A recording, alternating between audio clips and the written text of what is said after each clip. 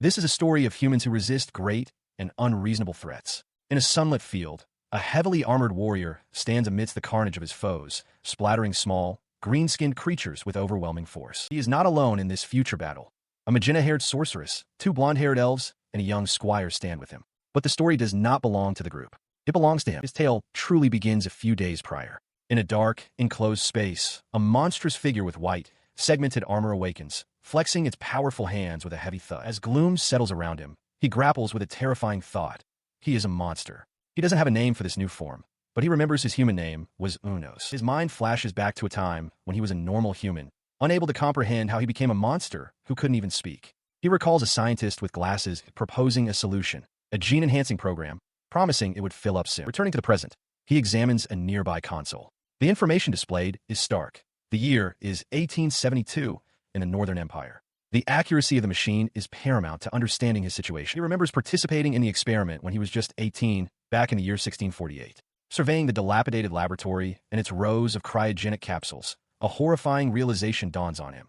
He has been sleeping for 200 years. His gaze then falls upon a shattered capsule nearby. Inside rests the desiccated corpse of another subject, a grim testament to the fate of at least one other participant. He turns back to the console, his mind racing. If what the machine says is true, why was he left unattended for 2 centuries? And what became of his country, the Phleretic Empire? He dismisses the thoughts. It's no use worrying about things without any evidence. A new resolve forms as he looks towards a door, the first step out of this ruined laboratory. He resolved to find out what was happening outside and approach the door, giving it a firm push. The door remained shut.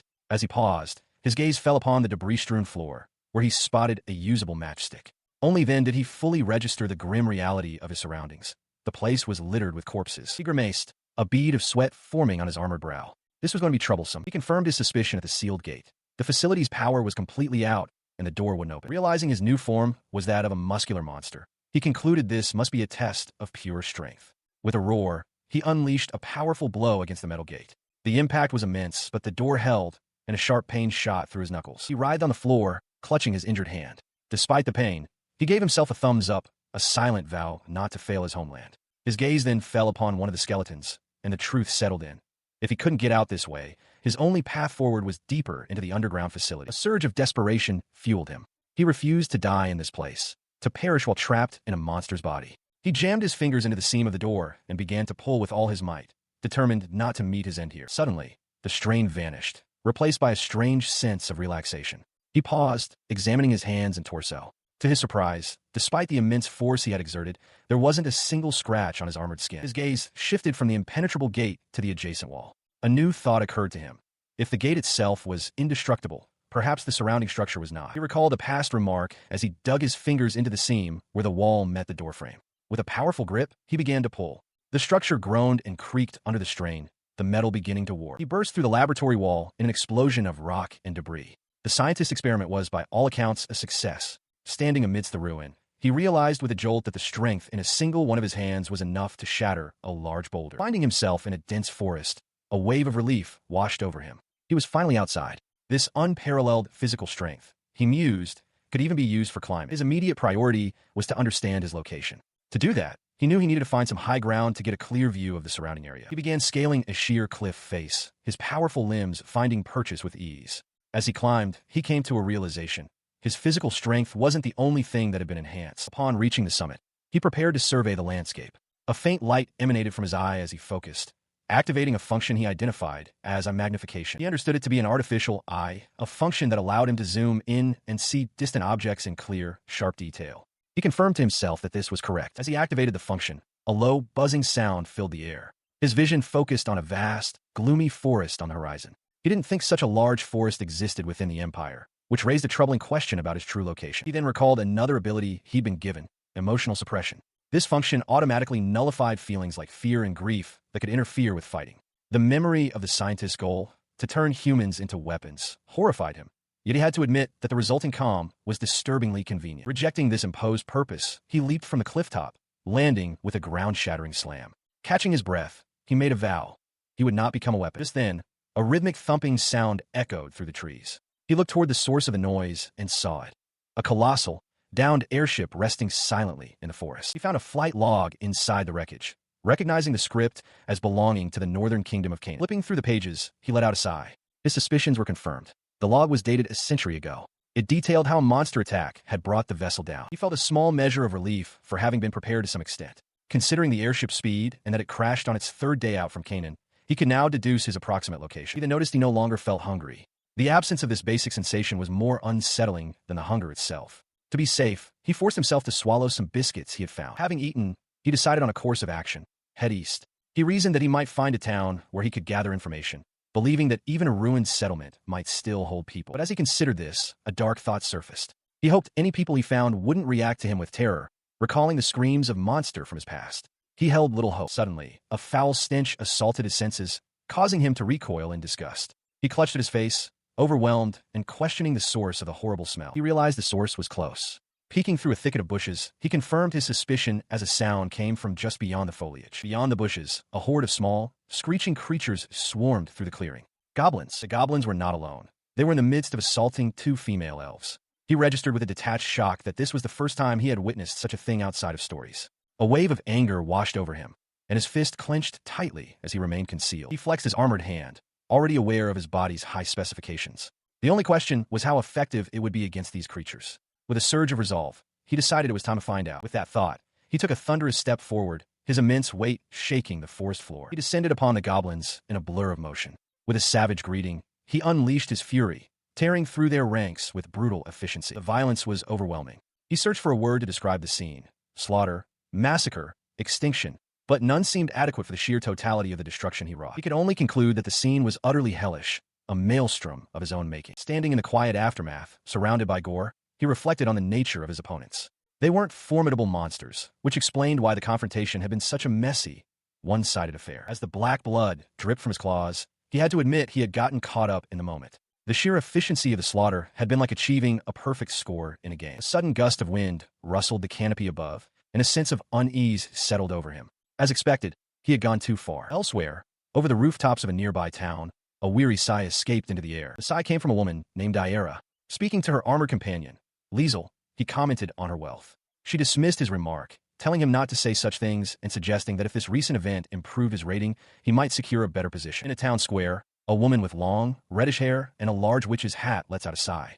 She complains that there is nothing of interest left to explore. She seems exasperated, while behind her, a young man in a suit of armor stares at her form, completely captivated. He breathes heavily, a blush spreading across his face as drool escapes his lips. Their moment is interrupted by the arrival of 2 others. A young woman with blonde hair calls out, "Jister."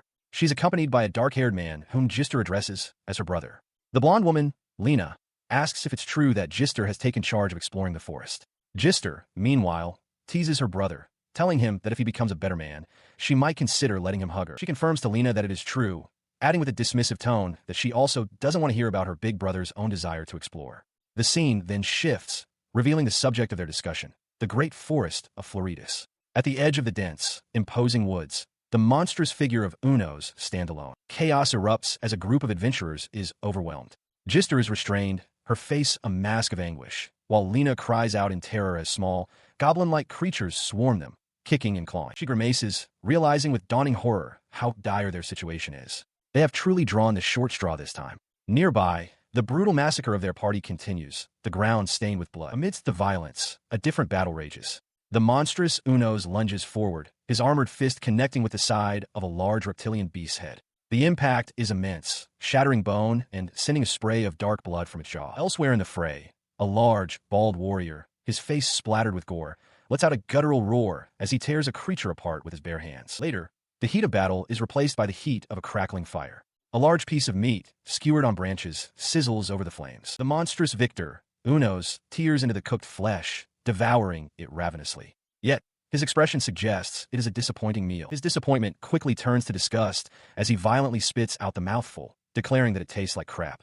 He mutters that it's the alligator-like creature's own fault for attacking him first. He sits back, taking a long drink from canteen. He wonders if his taste buds are still the same as when he was human, or if the foul taste is because he failed to drain the creature's blood properly. He muses that if his body was going to be modified this much, it should have been done all the way. His thoughts then turn to his current predicament, which he voices to a small, gelatinous creature nearby. He explains the heavy shock of waking up as a monster, unable to even speak human language. He then picks up some canned rations, continuing his monologue. He acknowledges that even though he ended up like this, and doesn't truly get hungry, he still feels he ought to eat. Despite everything, he still wishes to live. He reflects on his human family, confident that his sister survived whatever befell the Empire, noting their family's good genes. He imagines his father would have stayed behind to fight. A memory surfaces of a blonde woman, one of his sisters, embracing her young daughter, and he considers the possibility that he might one day meet one of their descendants. Despite this nostalgia, he flexes his new, powerful limbs, admitting to himself that he is a big fan of this supreme, muscular form. He also recalls a peculiar fact about his former self. He loved horror video games. His appreciation for his new body is tempered by a strong desire to interact with other humans. He briefly considers simply embracing his monster life, but the thought is fleeting. He concludes that he truly prefers to be human, musing that his current monstrous power combined with the ability to speak human languages would be the perfect situation. With this goal in mind, he sits by a campfire with his small slime companion, beginning to strategize. Assuming his homeland, the Infiltrating Empire, is truly gone, he sets aside the language barrier for the moment and wonders which country he should approach to try and make friends. He recalls the might of his fallen nation. The Infiltrating Empire was the largest and most powerful in the world, its strength rooted in its cutting-edge technology. This technological superiority was the very reason it could withstand fighting a war on 4 separate fronts for as long as it did. Considering the surrounding territories, he first thinks of the northern neighbor, the Kingdom of Canaan. He knows enough of their language to get by, and recalls that while they weren't as advanced as his empire, their half-baked blend of magic and technology wasn't too shabby. His thoughts then shift to another possibility, the Anhel Republic to the west. He knows it as an elf country, a place where the worship of nature is popular. He considers that since monsters are apparently considered a part of nature there, they might just accept him. Despite this potential upside, he remains concerned about the idea. His hesitation is due to the elves' specialization in magic. He decides it would be reckless to approach their lands without first determining if his monstrous body possesses any resistance to magic. A fleeting, irrelevant thought about the appearance of male elves crosses his mind before he refocuses. Having ruled out the west, he dismisses the south entirely. The Sicilia Kingdom to the east is also a place he wants to avoid. He has heard they employ a special unit called the Exterminators to deal with large monsters, and he grimaces, realizing that he would be their #1 target. He decides on a course of action. For now, he will head north toward the Kingdom of Canaan, seeking a human settlement. His primary goal is to learn the lay of the land, and he resolves to move with great care to avoid any unwanted encounters with patrols from Sicilia. His journey begins. For a brief, whimsical moment, he imagines himself planting a flag, but dismisses the silly thought. Suddenly, a distant roar cuts through the silence, putting him on alert. Elsewhere, a group of adventurers sits around a campfire. Jister's brother questions the purpose of their investigation, as they were only told to search for something. Jister grumbles in agreement, while Liesel attempts to cheer up a sullen Dill, telling her to look lively. Her brother elaborates on their mission, explaining that the territory of the old empire is now claimed by elves, a development from only 5 years prior. He expresses his irritation at this crap, noting how it gets on Jister's nerves given her known hatred for elves. Liesel speculates that their target must be deep within the old empire's lands, precisely because people avoid going there. He wonders aloud if some incredible treasure is hidden in the area. Lena suggests that this kind of adventure is fun, but Jister scoffs at the idea. She dismisses any potential treasure from the Empire as science crap, declaring that those from Sicilia, like them, hate science and have no use for it. In a sudden shift, Jister pulls Lena into a tight hug, calling her a cutie and telling her not to listen to her hard-headed brother. As Jister fawns over her, Liesel warns Lena to remain vigilant, reminding her of the danger. Lena, however, simply replies that it feels like a fun picnic. Dill gently pats Lena's head, her expression soft. She apologizes to Lena, acknowledging that she was only trying to brighten everyone's mood and shouldn't have had to put herself out like that. Overwhelmed by affection, Jister declares she can't handle Lena's cuteness and wants her as a little sister. Lena giggles that it tickles. Watching them, Jister's brother mutters about his little sisters, remarking how cringy it would be to actually say they should become one. The memory of those days, filled with laughter around the fire, felt as though it would last forever. A wistful thought surfaces, questioning why those happy times, lived so close to the edge of death, had to end. In the heat of battle, Liesel reels back in shock, his eyes wide with disbelief as a massive fiery explosion erupts against his armored torso. The force of the blast sends him hurtling backward. From a distance, Jister watches the chaos unfold, screaming his name in horror as goblins swarm around her. Meanwhile, Jister's brother carves a path through the horde, twisting and striking down the creatures. After felling one, he suddenly finds his path blocked by a hulking ogre. His confidence evaporates, replaced by fear as he curses the dire situation. Elsewhere, Lena calls out to Jister, warning that her brother is exhausted.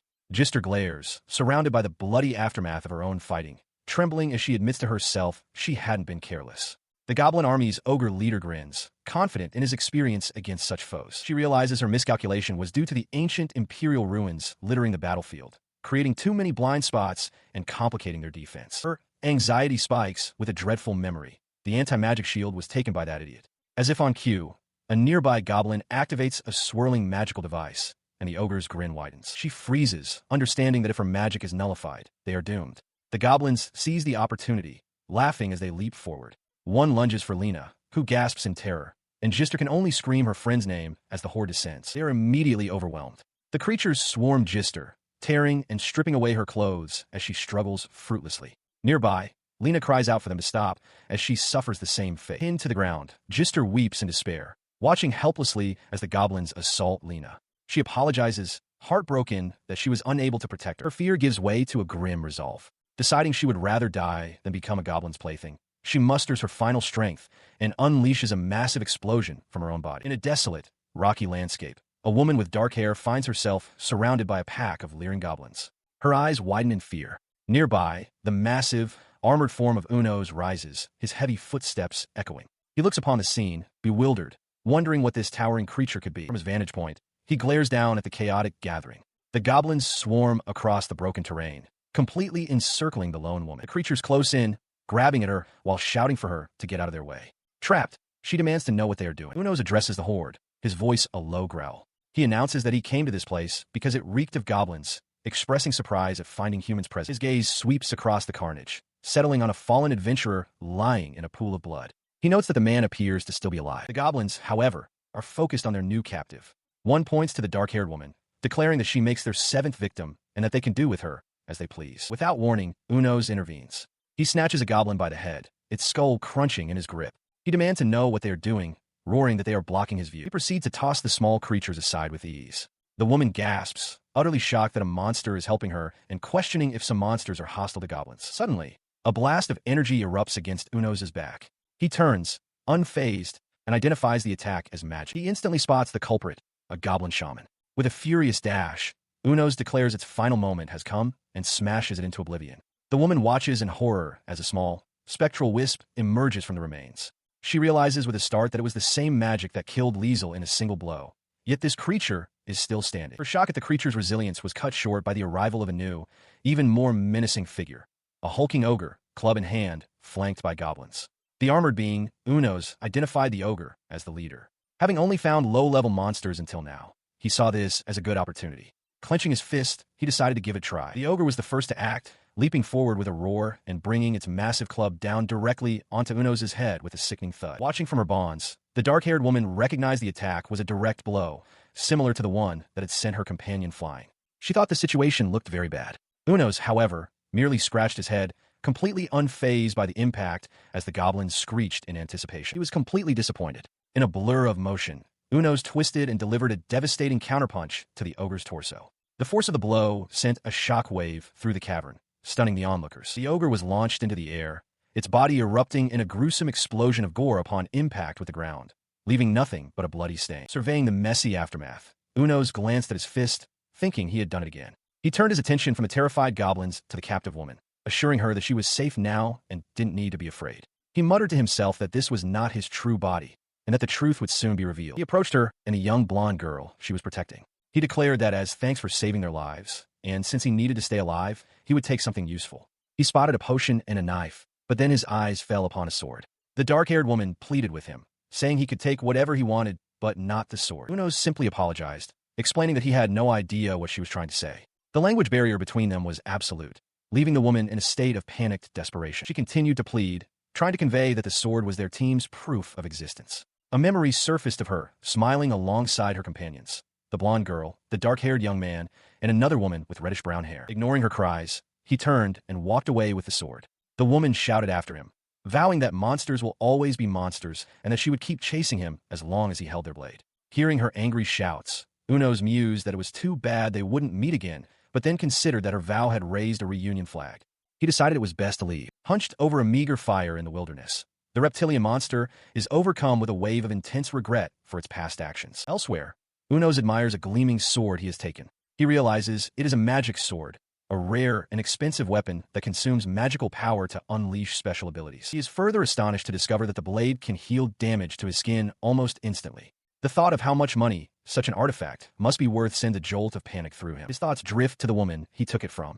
He recalls saving her life and had been looking forward to the possibility of forming a friendly relationship with her. Meanwhile, At a small house nestled in the woods, Jister lets out a weary sigh. She gazes toward the dwelling, wondering aloud if Dara is truly leaving. She turns to Lena, making a solemn promise to retrieve their sword and return. She instructs the young woman to wait there for her until she does. Overwhelmed with emotion, Lena cries out for Dara as Jister pulls her into a tight embrace. Still held close, Lena voices her deepest fear to the reddish-haired woman beside them. She is certain that if Nissen is also gone, she too will die, just like Jister. Jister comforts her, admitting that the idea of them going together had occurred to her. However, she refuses to end up like the others. She apologizes, explaining that the sole reason Lena must stay behind is simple. She doesn't want her to die. Her expression hardens with resolve. She states firmly that if Lena's fear is the reason she is giving up, then the two of them are fundamentally different. She screamed a final threat into the darkness, warning the monster to watch its back and wait for her. Far away, the reptilian creature, resting by a fire, felt a sudden sensation, wondering if someone was mentioning him. Her words faded into the night, beneath a vast, star-dusted sky where a crescent moon hung. Elsewhere, Unos continued his journey. He felt hungry, yet his new body showed no signs of drowsiness. It had been a long time since he had last slept or even blinked. The reptilian monster, meanwhile, considered his own state. Though he didn't feel tired, he couldn't dismiss the possibility that he needed rest. He resolved to treat it as night training and force himself to sleep. As the monster settled down, Unos' thoughts turned to practical needs. The backpack he'd taken, filled with potions, was already at its limit and too small. He decided he needed a bigger one, more salt for his tasteless meals, and maybe even a hot pot. The thought of finding a town to acquire these things spurred him onward. He traveled through the night until dawn broke, and at last, he found it. An abandoned town rising from the overgrown landscape. While exploring the ruins, his eyes caught a familiar piece of machinery. It was an anti-aircraft gun, and a wave of nostalgia washed over him. He had missed it. He recalled its significance. The anti-aircraft gun was the pride of the Floretic Empire, a marvel of science that successfully suppressed the winged monsters that plagued every other nation from the skies. But this success had consequences. The monsters that escaped the empire fled to neighboring lands like Canaan, which quickly escalated into a diplomatic issue. The resulting conflict was the very cause of the war. With this history in mind, he examined his surroundings. A border town would have higher walls and more guns. The lack of them here suggested this was an inner town. He approached a wall, trying to read the name, but the letters were too faint to make out. He examines a weathered sign, struggling to decipher the faded text. He manages to make out the words Alquel, and concludes he's on the northeastern side of the town. Having oriented himself, he consults a map, confirming his position at Alquel. He now knows his options.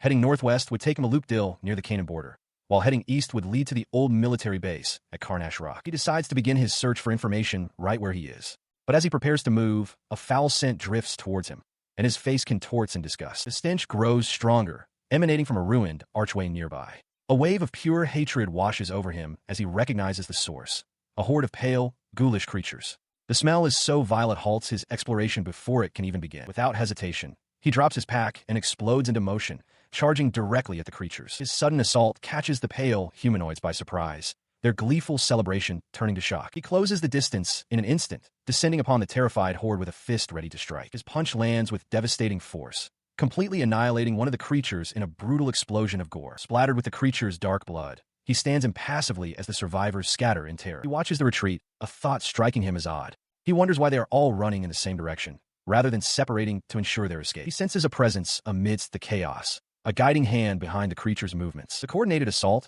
is nothing more than an annoyance. With a roar of frustration, he unleashes a devastating strike, tearing through the horde. As he fights, he analyzes their behavior. He realizes they aren't attacking him head-on. Their movements are too uniform, as if guided by a single will. This leads him to a critical conclusion. They must be protecting something. His gaze follows the flow of the retreating creatures, all of them funneling towards a large, derelict school building at the end of the street. A nauseating stench grows stronger as he approaches, turning his stomach. Smashing his way through the building's facade, he finds himself looking into a vast gymnasium, large enough to serve as a makeshift settlement. The gymnasium is teeming with life. Hordes of the pale creatures and armed goblins bow before a makeshift throne, upon which sits a massive, horned leader, the clear commander of this grotesque army. Within the goblin nest, Unos observes the source of the horde, the goblin queen. He learns that while goblins sometimes use other races to breed, the vast majority of their population is birthed directly by this single, monstrous matriarch. He processes the grim reality of their reproductive cycle. As long as the queen exists, their numbers will grow ceaselessly. It is revealed that 34 goblins are born each day, reaching adulthood in a mere 20 days, a rate of growth so rapid it seems almost magical. His expression hardens with disgust and resolve at the thought of such a creature. Concluding there is no other choice, he bellows a single word, "Kill," and launches himself into the fray, crashing down upon the goblin guards. He questions their desperate attempt to protect their queen, dismissing their efforts as useless. With brutal efficiency, he tears through the swarm of smaller creatures, splattering their dark blood across the chamber. In moments, the floor is littered with the mangled corpses of the goblin horde. Standing amidst the carnage, he notes that he has defeated nearly everyone. All that remains is to bring down the queen herself, but he hesitates. His reluctance stems from a powerful aversion. He does not want to get any closer to them because of their terrible smell. His mind conjures an image of their foulness, picturing them swarming a captive who begs for the release of death. He steels himself, realizing he must kill them without approaching any further. From a distance, he begins to gather power for an attack. The remaining goblin guards turn, confused and sensing a new danger, but unable to pinpoint its source. Having resolved to attack from afar, Unos prepares a projectile. He considers that the only real problem is his aim, clutching a rough, heavy-looking rock in his hand. He reasons, however, that with a target as large as the goblin queen, there should be no problem. With a powerful spin, he hurls the rock, which strikes the massive creature with explosive force, splattering gore across the cavern. He launches another projectile, noting with some frustration that while he was aiming for the head, he struck the belly instead. Still, he deems it a perfect hit. A third projectile finds its mark, obliterating a smaller goblin's head. The devastating assault leaves the goblin queen's corpse torn apart upon her birthing mattress, surrounded by the remains of her slaughtered brood. With the cleaning completed, a captive blonde elf woman thanks Unos profusely for saving her. She expresses her relief at having survived the ordeal. Despite the victory, he is disgusted by the stench of goblin viscera clinging to his body and begins to wonder if there's a river nearby where he can wash. He soon finds a place to cleanse himself. Feeling refreshed in both mind and body, he resolves to continue his search. He walks through the ruins of a town, confident that in a settlement of this size, he is sure to find what he is looking for. His search is rewarded. An expression of pure delight crosses his face as he spots his objective in the distance, exclaiming that he's found it. Before him stands a large, multi-story structure, a relic of a past age, the shopping mall. He rummages through the abandoned store, his excitement growing. In the kitchenware section, he finds a sturdy iron grill and frying pan, perfect for a barbecue. Moving to the sports section, he discovers a large hiking backpack, realizing that with a few adjustments, he can carry it on his back. His successful haul sends a wave of triumph through him, and he strikes a victorious pose outside the dilapidated building. His search continues inside, where he inspects the grocery aisles. He wonders if the canned foods and cold drinks are still good, but notes that the salt has long since expired. In the home appliances section, he spots a cooler box, thinking it would be perfect for preserving any surplus he might find. With his new supplies gathered, he stands fully equipped. The modified backpack is on his back, carrying the iron grill. A cooler box is strapped to his side, and inside the pack are his magic sword, a potion, the frying pan, and canned food. But amidst his satisfaction, a sudden, dreadful thought strikes him. He breaks into a sweat, realizing with horror that he forgot to gather information regarding the Empire. The panic, however, was a feint. He sits calmly on a mattress amidst the rubble, surrounded by scavenged newspapers. He was only kidding. He had diligently collected what he could find. He muses that shopping malls are heaven, thrilled to be around human-made things after so long. He managed to find a few things from magazines and newspapers, but after 200 years, much of it has deteriorated beyond recognition. From the fragmented accounts, he pieces together the history of the war. As he expected, the situation in the Empire was dire. He recalls reading that the Western Front collapsed, an outcome he attributes to the overwhelming strength of someone or something named Anhel. This leads him to his primary question, the one he is most curious about. What happened after May 25th, 1667? He soon finds an article from that very day. It states that a decision was made to send the ultimate trump card. The words give him a bad feeling, and he wonders if this unease stems from his nature as a natural imperialist. The phrase hangs in the air, heavy with unspoken menace. He sat amidst the scattered newspapers, the words echoing in his mind. His homeland, was it truly gone? He remained silent, the weight of the possibility pressing down on him. The thought of returning had always been there, a distant notion he should pursue someday. But fear had held him back, a dread so potent he actively tried to avoid thinking about it. Now, however, a new resolve hardened within him. If he truly wanted to confirm the truth, there was only one place to go, the imperial capital. Lying down, he accepted the path ahead. All he needed to do was prepare his heart for whatever he might find and, someday, make the journey. As sleep began to take him, he formulated a more immediate plan. Tomorrow, he would head to Dill, a town near the border, to check on the state of the kingdom of Canaan. Meanwhile, in another location, a man named Orlando was being shaken by the shoulders. An urgent voice questioned him, confirming that Dill was the location of the goblin's den. The speaker, a man named Arngale, leaned in with intensity. He stated that the situation was a big deal, which was precisely why he was asking for the help of Orlando's team and their considerable strength. Orlando brushed him off, telling Arngale not to be so dramatic. Unfazed, Arngale simply asked if he could handle the job. A confident grin spread across Orlando's face. He declared that he couldn't possibly say no when asked so formally. Instead of a bow, however, he demanded a large reward. With his team assembled behind him, he announced that Takatsuki no Senjo had taken the mission, viewing it as a good warm-up for their new members. Within a dense forest, a group of pale, gaunt humanoids shuffles forward, their movements agitated and their mouths hanging open. Their unease is directed towards a massive, armored figure standing motionless against a tree. The being, Unos, remains silent, observing the creatures. He suddenly springs forward with a cheerful wave, startling the creatures as he introduces himself. "Hi everyone, it's me, Unos." He explains to the bewildered humanoids that they are witnessing his imitation ability. He had worried this body would stand out, but thanks to his camouflage, he was able to achieve something amazing. The armored being suddenly recoils, clutching his head as if in pain. He shouts that the experience is too much to handle. He apologizes, explaining that he completely forgot how high-spec his body is when he gets upset. He reflects that the scientific power of the Empire is so advanced it can only be defined as scary with his limited vocabulary. His thoughts drift back to the previous day, recalling how he went to sleep out of sheer exhaustion. He realizes his new body doesn't actually need sleep or even feel sleepy, which leads him to a conclusion. There's one thing he must be careful about. Continuing his internal monologue, he notes that he slept like a log, completely unaware, and that the same applies to eating. The danger becomes clear. If he runs out of energy while fighting, he will be vulnerable.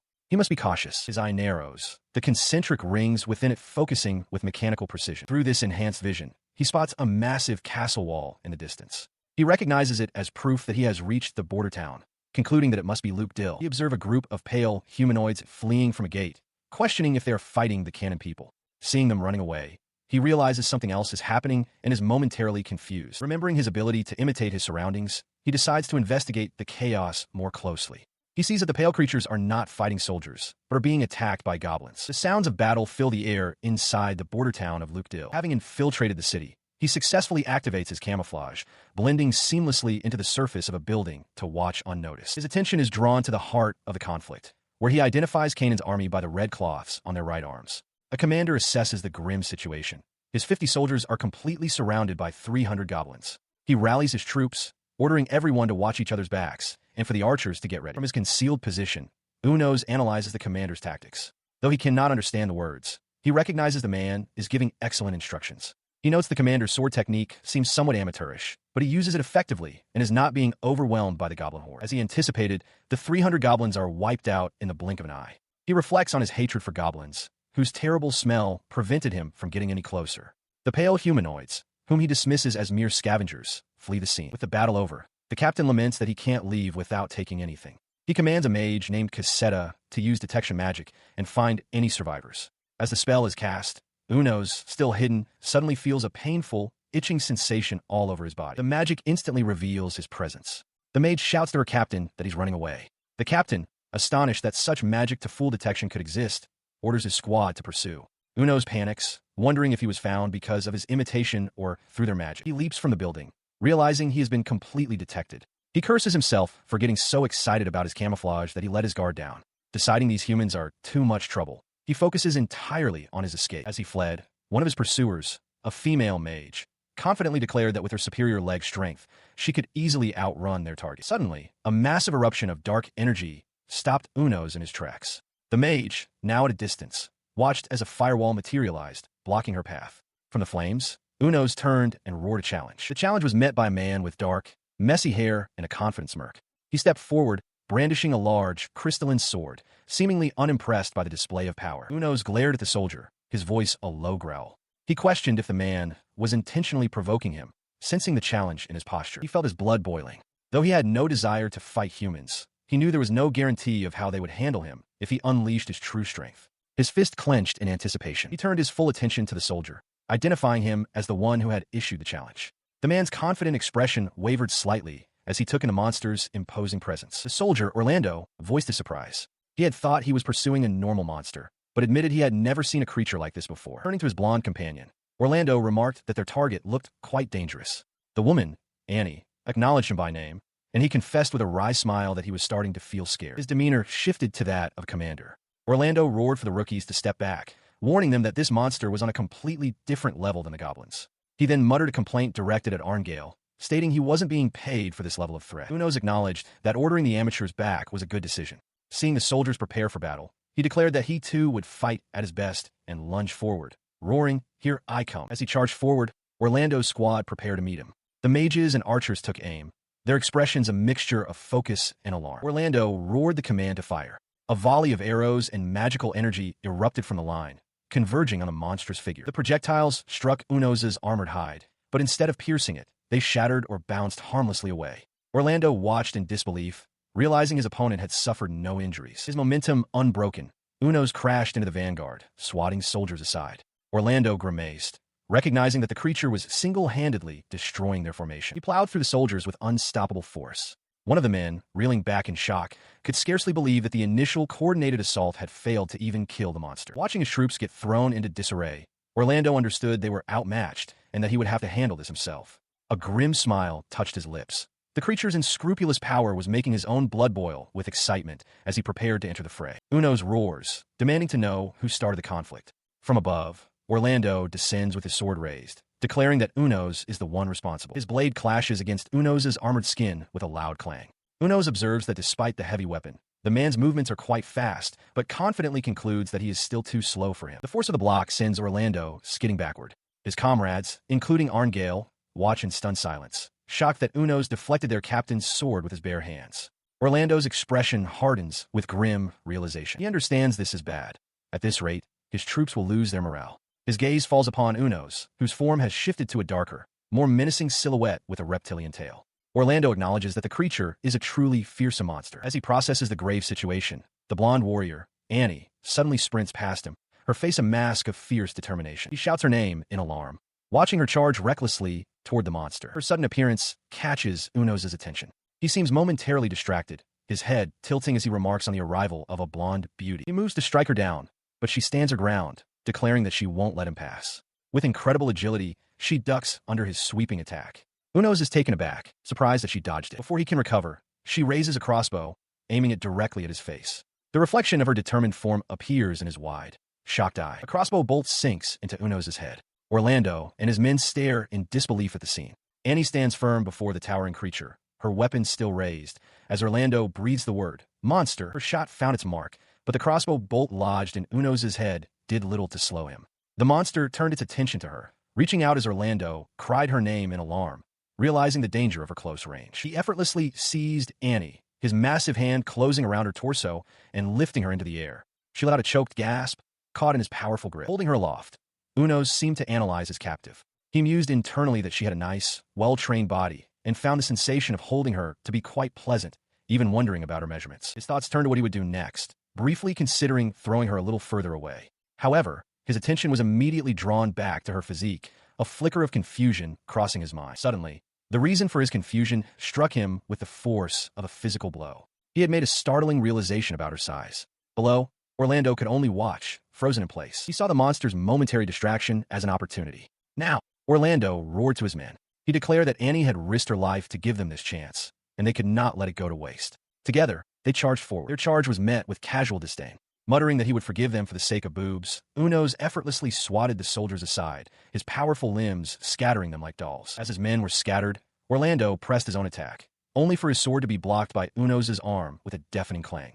The warriors stared in disbelief, shouting, "But how again?" With the immediate threats neutralized, Unos returned his focus to his captive, raising a massive fist to crush her. "No, Annie!" Orlando screamed. But in that instant, Annie's expression hardened as she drew a blade that began to glow, prompting a shocked realization from Unos. A magic sword. Before his fist could connect, she drove the glowing weapon deep into his arm. A fierce smile crossed her face as the blade bit into flesh. Watching the direct hit from the magic sword, Orlando's face filled with horror. "We're doomed," he uttered in despair. He surveyed the grim scene before him, his soldiers surrounding the monstrous Unos. A stark realization settled in his mind. They could not defeat this creature. He saw only one path forward, to act as a distraction, buying time for as many of his people as possible to escape. As he steeled himself for this sacrifice, his gaze remained fixed on the creature. He questioned how long he could possibly last as a distraction against such a powerful opponent. In response, the monster raised its hand, pointing a single, armored finger directly at him. The gesture caught Orlando completely off guard, his eyes widening in disbelief as his companions watched with growing alarm. He was stunned. The idea of saving everyone by sacrificing himself was his own desperate plan, yet the monster was now presenting him with that very chance. Seeing his hesitation, his soldiers called out to him in concern, but he silenced them with a sharp command, ordering them all to stay back. As he faced the creature alone, the meaning of its gesture became clear. Unos wanted a duel, a one-on-one fight with him. Facing the monstrous Unos, The blonde warrior declares that any further fighting would be nothing more than a one-sided hunt. From his perspective, Unos recognizes his miscalculation. He has made a mistake. He steels himself, understanding that he must settle this conflict here and now. With no other choice, he lunges forward, closing the distance to the warriors in a blur of motion. In response to the charge, Orlando shouts at his comrades, questioning if they truly believe they can win alone and urging them not to be foolish. He tries to bolster their morale, promising to buy them the best drinks when they all make it home. He then abruptly grabs the blonde warrior's head, startling her as he tells her to hide her chest, otherwise he'll attack her himself. He offers a quick apology, but she, with tears welling in her eyes, can only call him an idiot. Orlando's focus shifts back to the imposing figure of Unos. He admits to himself a stark reality. He knows better than anyone that he cannot beat him. He contemplates the situation further. While Unos' purpose is unknown, it's clear the creature has chosen him specifically. The difference in their power is vast, but Orlando decides it doesn't matter as long as no one dies. He muses that while intelligent creatures are often a nuisance, that very trait is now useful, as Unos is waiting for him to make a move. He remembers his duty as a captain, to ensure as many of his subordinates as possible return alive. With this resolve solidifying his actions, he charges toward Unos, shouting that he's kept him waiting and that he will offer his life. As he raises his sword for the strike, his expression hardens. He declares that he has no intention of doing it for free. He faced his opponent, the monstrous Unos, who tensed its massive, armored frame in anticipation of the attack. He raised his sword high, preparing to bring it down in a powerful overhead strike against the crouched creature. Watching from a distance, his comrades, Arngale, Annie, Cassetta, and the blonde elf, could only look on with grave concern, the elf trembling as she clutched her chest. With a determined cry, Orlando lunged forward, swinging his blade down just as Unos exploded into motion, shattering the ground beneath it. But the creature's speed was far greater than he anticipated. Unos dodged the attack with ease and countered, striking Orlando's side. The captain realized with shock that the monster was much faster than before. The blow sent him reeling, his face contorting in pain. From the sidelines, Annie and the elf cried out his title in horror. Despite the agony, he tightened his grip on his sword, convinced that just one more slash was all he needed. He pushed through the pain, telling himself it wasn't over yet. His wide, sweat-drenched eyes betrayed the immense strain he was under as he fought to stay conscious and continue the fight. The pressure was too great. With a sickening crunch, the bones in his hand shattered, blood erupting from the ruined flesh as he let out a gasp of pain. His sword fell from his broken grasp. Unos seized him by the head, lifting him from the ground as his comrades screamed his name.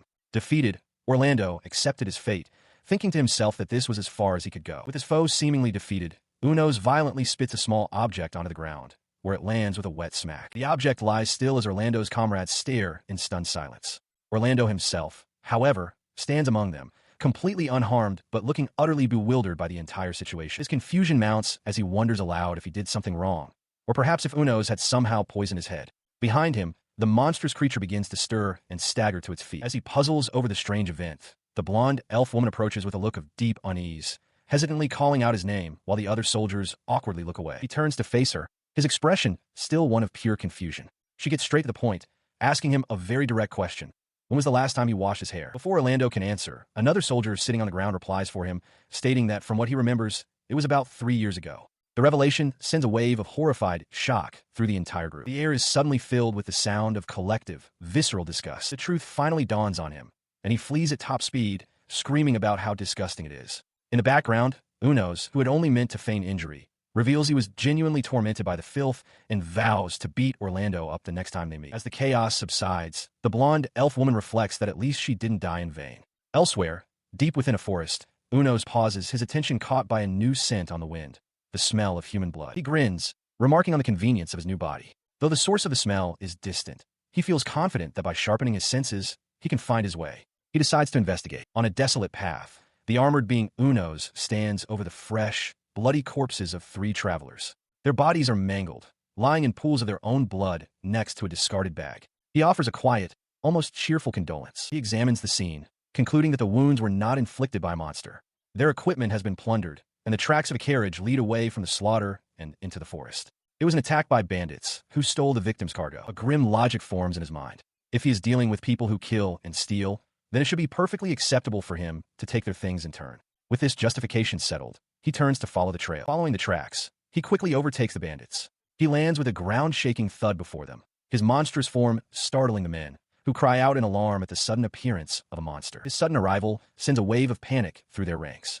As Unos lets out a guttural roar, one of the bandits near a covered wagon shouts in confusion, demanding to know what has happened. The bandits break and flee in terror. One man, his face contorted in fear, begs his comrades not to leave him alone. Unos calmly instructs them not to run away. Moments later, he walks away from the now silent scene, expressing disappointment that no one even put up a fight. He approaches the abandoned carriage, wondering if the lack of resistance means its contents are not very valuable. He pulls back the curtain of the wagon, revealing its cargo. Huddled inside are 5 women and a young girl, all staring up at him with wide, fearful eyes. From within the group of captives, one individual with slender, crossed legs reaches up and removes a smooth, featureless white mask. The sight seems to delight him. A sparkle appears in his eyes as he looks upon the wagon's contents, revising his earlier assessment. He guesses the cargo is valuable after all. He peers into the wagon, realizing the captive women were intended to be sold. This is an unexpected turn, but he notes that the cargo is fully loaded. He considers his options. While the sight is appealing, his true desire is for daily necessities. A better plan forms in his mind. Chase the bandits who just escaped and follow them to their hideout. His thoughts are overheard, and one of the women immediately agrees, urging him to proceed with that plan. The creature pulls back the curtain slightly. The reddish-haired woman, holding the young girl protectively, looks up at him and hesitantly asks if he saved them. His response is not words, but action. With a sudden, violent motion, he smashes the bars of their cage, causing the women to cry out in shock. The metal bars of the cage doors shatter and fly apart under the immense force of the blow. This leaves the women utterly confused. Unos takes one last look, committing the view to his memory before turning to leave. He then turns away from the wagon, tapping his head thoughtfully as he prepares to depart. Now, deep within the forest, he pauses. A long, ribbon-like sensor extends from his head as he sniffs the air, detecting the distinct smell of the fleeing bandits. He sets off on their trail, reflecting on the amazing technology of the Empire. All his physical abilities and his 5 senses have been greatly improved. He trudges forward, lamenting the sacrifices made for his current form. While he doesn't need weapons, he internally fumes that he would have much preferred to keep his communication skills and his manhood. His internal monologue is cut short as he hones in on the source of the scent he's been tracking. Hiding his backpack in a nearby bush, he activates an imitation function and approaches a dark cave entrance, certain the smell is coming from within. He cautiously enters the cavern, noting its surprisingly neat construction. He wonders if this is the bandits' hideout, questioning the lack of a lookout. He speculates they must be supremely confident in their ability to handle any intruders. Moving deeper into the darkness, he comes to a halt before a set of iron bars. He has found a prison. Within the cell lies a grim scene. The lifeless body of a young woman, her clothes in tatters, lies next to the picked-clean skeleton of another victim. The sight fills him with revulsion. He notes with horror that there's even a small child among the victims. This is sickening, he thinks, concluding that these men deserve no mercy. His grim resolve is interrupted by the sound of loud, angry shouting echoing from further down the passage. A moment later, a man comes running into view, frantically apologizing to someone he calls boss. The large, imposing boss follows, berating his subordinate. He questions if the man is being scolded for abandoning the cargo and running away, noting that the other subordinates are dead. The boss roars, demanding to know how his underling could leave it behind. Unos, observing from the shadows, feels no sympathy for the man. The boss's tirade continues as he screams at the man not to get scared by monsters and run away. As he listens, Unos easily understands their conversation. He notes their lack of fluency in the Canaan native tongue, leading him to wonder if the boss is a foreigner. He considered the scale of the operation. A nationwide criminal organization surely meant a great haul of loot. His mind filled with visions of magical swords, rare spices, and powerful potions. His thoughts of treasure were interrupted by a change in the cave's activity. He noted that the number of bandits seemed to have decreased, concluding that the time was right to make his move and confront them. He approached the door to the main chamber, only to pause. The entryway was small, and a brief moment of concern flashed through his mind. What if he got stuck? The thought was quickly dismissed. There was only one option: break through. With a tremendous crash, he burst through the wall itself, shattering stone and wood as he announced his intrusion. The bandit boss, caught completely by surprise, could only stare in disbelief. But Unos was not the only intruder. A monstrous figure stood amidst the carnage, the bodies of the bandit leader and his subordinate already dispatched. It turned its featureless face towards the new arrival and demanded to know who he was. The sight of the creature left him momentarily speechless, his eyes wide with shock. His gaze took in the impossible form before him. The upper torso of a humanoid fused seamlessly to the massive, multi-legged body of a spider. The spider hybrid seemed to recognize him, accusingly asking if he was the monster responsible for kidnapping its women. This unexpected question only deepened Unos' surprise. The creature's patience wore thin, and it angrily demanded he stop messing around, its words spoken in the Ferlido's language. The language, the form, it all clicked into place. A stunning realization struck Unos. This being was just like him, an experimental soldier of the Empire. Orlando, looking uncharacteristically clean and well-dressed, stands before a desk. The man seated there, Arngale, looks up with a start as Orlando demands to know what has happened. Arngale leans forward, asking Orlando how many years it has been since he last saw him, so cleaned up. Orlando seems momentarily lost for words. He explains that a lot has happened, recalling the harsh critiques of his comrades. One had always wanted to tell him he smelled bad. Another complained that looking at him hurt their eyes, and a third declared he was on the same level as a goblin. Arngail's expression becomes serious. He confirms that the goblins were wiped out without any trouble, but he has some bad news to report. Orlando begins his report, stating that they discovered a new type of monster. He holds up his bandaged hands, revealing that even with a full-scale attack, they couldn't lay a single finger on the creature. Worse, it took the lives of 7 of their men. He continues, describing the creature as a gray-colored humanoid, roughly the size of an ogre, with a tail. As he speaks, Arngail listens with growing concern, a bead of sweat forming on his temple.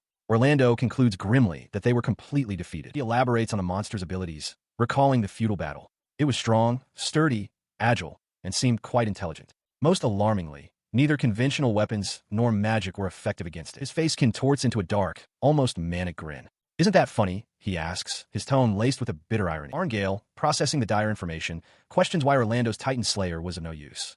Orlando admits that it's a pitiful story, but he couldn't even manage to land a single hit on the creature. He then turns the problem back to his superior, asking how they are supposed to deal with such a foe. Arngail leans on his desk, stating that this is precisely what he wants to figure out. He concludes that, at a minimum, they will need a high-quality magic sword and a high-ranking wizard. Orlando sighs, looking away from Arngail. He speculates on what would happen if the Night Order were to encounter this new species, concluding that even they would probably be overwhelmed and defeated in the end. Arngail, looking exhausted, pinches the bridge of his nose and asks if Orlando wants him to report this. Orlando confirms without hesitation, stating that it's his job. He adds that from now on, he is counting on Arngail to be involved in dealing with this new species, at least within the scope of his capabilities. Still weary, Arngail admits he doesn't know if the creature was a mutation or a previously undiscovered species, but acknowledges the grim possibility that similar beings could appear again. Orlando reacts with alarm, shouting at him not to say anything that could jinx them. Elsewhere, the spider hybrid stands over the splattered remains of its victim. It muses that if several monsters like itself were to appear, humanity would be wiped out in no time. The creature turns its attention to Unos, mocking him as a big dumb oaf. Unos recognizes the language as Ferlitos and deduces that the spider hybrid must be an experimental soldier from the Empire, just like him. He attempts to reply in a guttural tongue, identifying himself as a citizen of the Empire, but the spider hybrid tells him to stop growling, forcing Unos to conclude that text-based communication is their only option. As he places his fingers on the ground, Unos feels something entangle them, a transparent thread. From behind, the spider hybrid warns him not to dare move without permission. The spider hybrid reveals its full form, its massive arachnid body towering over the ensnared Unos. Unos is stunned by the suddenness of the trap, wondering if it was planned all along and lamenting that amateurs are truly useless. It berates Unos for failing to abduct even one person and getting caught, ruining its plans for the next girl. Suddenly, the creature's lower torso explodes in a shower of black fluid. It lets out a piercing scream, clutching its groin and crying out in agony over its lost magnificent thing. Unos observes this, realizing the creature hadn't even reacted when the bandits were assaulting their captive, and finds he understands its pain. He recalls the spider hybrid's cruel games, grabbing a woman and child, forcing them to dance naked. Despite its agony, the creature reflects on the memory, admitting to itself that it was pretty fun and that perhaps it should try again. The creature's handiwork was evident nearby, where the blonde warrior, Annie, and her companion lay motionless and bloodied on the ground. He turned his attention back to Unos, who was still struggling against his bonds. With a maniacal laugh, he wondered aloud where he should try putting his threads next. Crushing a bandit's remains underfoot, he expressed a twisted understanding of the anger that comes with a modified body, imagining the pain of being unrecognized by loved ones. Despite this, he judged Unos to be worthless and resolved to eliminate him then and there. Unos realized that a thread made for humans was insufficient to stop a monster. He understood the danger of his careless approach and the nature of the threat itself. It dawned on him that his opponent, who seemed to have let his guard down, was not a mere beast, but another experimental soldier. His first priority became creating distance. He then moved swiftly, attempting to sever the binding threads. The threads, however, were everywhere, completely ensnaring the blonde warrior in a thick cocoon. He spun rapidly, but the massive amount of thread, prepared in advance, held fast. The creature mocked his efforts, telling him not to waste his intelligence, and calling him a damned monster for daring to resist. With a final declaration that this was the end, the creature lunged, intent on grabbing Unos and crushing him completely. In a shocking move, the creature shed its humanoid skin, revealing its true, arachnid form beneath. The sudden transformation startled Unos, creating an opening for the spider hybrid to strike, tearing viciously into his side. As Unos cried out in agony, the spider hybrid laughed, revealing that the mucus on its skin was acidic. "Die, monster!" it commanded, as the corrosive slime ate away at Unos' arm, dissolving flesh and armor alike. He collapsed to the ground, a groan escaping him as he realized the true nature of the attack: poison. As the spider hybrid laughed and retreated into the distance, Unos felt a dangerous numbness spreading through his body. The creature's departure without confirming the kill was a grim sign of the poison's potency.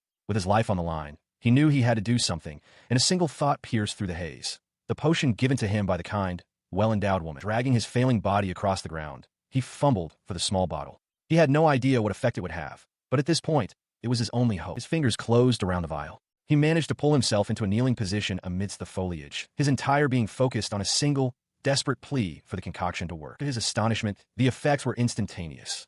The pain and numbness vanished. He stared at his right hand, which had been corroded down to the bone just moments before, now completely restored to normal. A powerful roar of relief and disbelief erupted from him. He was healed. The potion was incredible. Overwhelmed with gratitude, he thanked the woman who had given it to him, his lifesaver, even if he couldn't quite remember her face. On the forest floor, Unos reflects on his recent battle, admitting to himself that he panicked. It was the greatest crisis of his life, the first time in 200 years he had felt true pain. He considers the terrifying possibility of his foe using that same ability against humans. He realizes that if he fails to act, there will inevitably be more victims like the ones he has already witnessed. Despite this, he clarifies his motives to himself. He has no intention of playing the hero, but he cannot stand by while innocent women become victims. His true, selfish desire is to pursue erotic pleasures, and he refuses to let that possibility be taken from him. He rises to his feet, feeling the pain and numbness from his injuries completely vanish. This personal justification, he decides, is more than enough reason to kill the creature. Standing resolute amidst the trees, he focuses, recalling his target's scent. Knowing he must hurry, he prepares to give chase. His target is already on the move. The spider hybrid drags a wagon through the woods, inside which the blonde, elf woman trembles in fear. The spider hybrid leers at his captive, noting her beauty and remarking that she would be perfect with a child. As he contemplates how to torment her, a dark, robed figure with a skeletal mask watches silently from a high branch. His vile thoughts are interrupted by a sudden, deafening explosion. The tree directly behind him erupts into splinters, and he turns, startled. From the dust and debris, Unos emerges, his fist still clenched from the powerful blow. The spider hybrid stares in utter disbelief, shouting in his mind, wondering how his foe could possibly still be alive. He seethes with annoyance. As Unos stands before him, he sees the wagon carrying the blonde elf woman beginning to roll away, his prize escaping due to this infuriating interruption. He found it intensely annoying. The armored creature was wary of his threat and refused to draw near. He watched as his opponent picked up stones, a flicker of disbelief crossing his mind. Could this monster actually be getting smart? His strategy was simple. Having witnessed Unos' precision with thrown projectiles, the spider creature would be forced to keep its distance, unable to chase the carriage. This would buy the women the time they needed to escape. Now, all that remained was a test of endurance between the two of them. But the stalemate was not to last. The skeletal mage, observing from the shadows, grew impatient. "I'm so annoyed," he seethed, deciding to intervene himself. Unos, however, was prepared for this. If they closed the distance, he would simply retreat. As if to prove the point, he hurled a stone, forcing the spider hybrid back, prompting an enraged shout from the mage not to run away. He unleashed a volley of dark projectiles, which whistled through the air. Unos twisted his body, narrowly avoiding the attack as the mage's fury intensified. The armored warrior immediately pressed his advantage. His tactic was relentless. If the opponent retreated, he would close the distance even more. The spider hybrid cried out in frustration as it was forced back once again. He surged forward, his powerful legs churning up the earth, goading his foe to hurry up. In response, the skeletal mage spat a torrent of black poison, roaring for Unos to drop dead. The armored warrior stood firm, bracing against the corrosive spray. The poison had no effect. He calmly assessed the situation, noting the spider hybrid's attempt to flee while he was supposedly distracted by the venom. "Is that all?" he thought. "That's within my expectations." His entire strategy was a simple, effective loop. Close the distance when they retreat and retreat when they advance. He used the trees to clear away any entangling threads and threw stones at every opening. The skeletal mage, incensed by these tactics, demanded he fight fair and square. He stared down his opponent, his mind clear and focused. In the first place, this was not some grand battle to be fought with honor. It was, and always had been, simply a hunt. He continues his relentless assault, striking the spider hybrid again and again.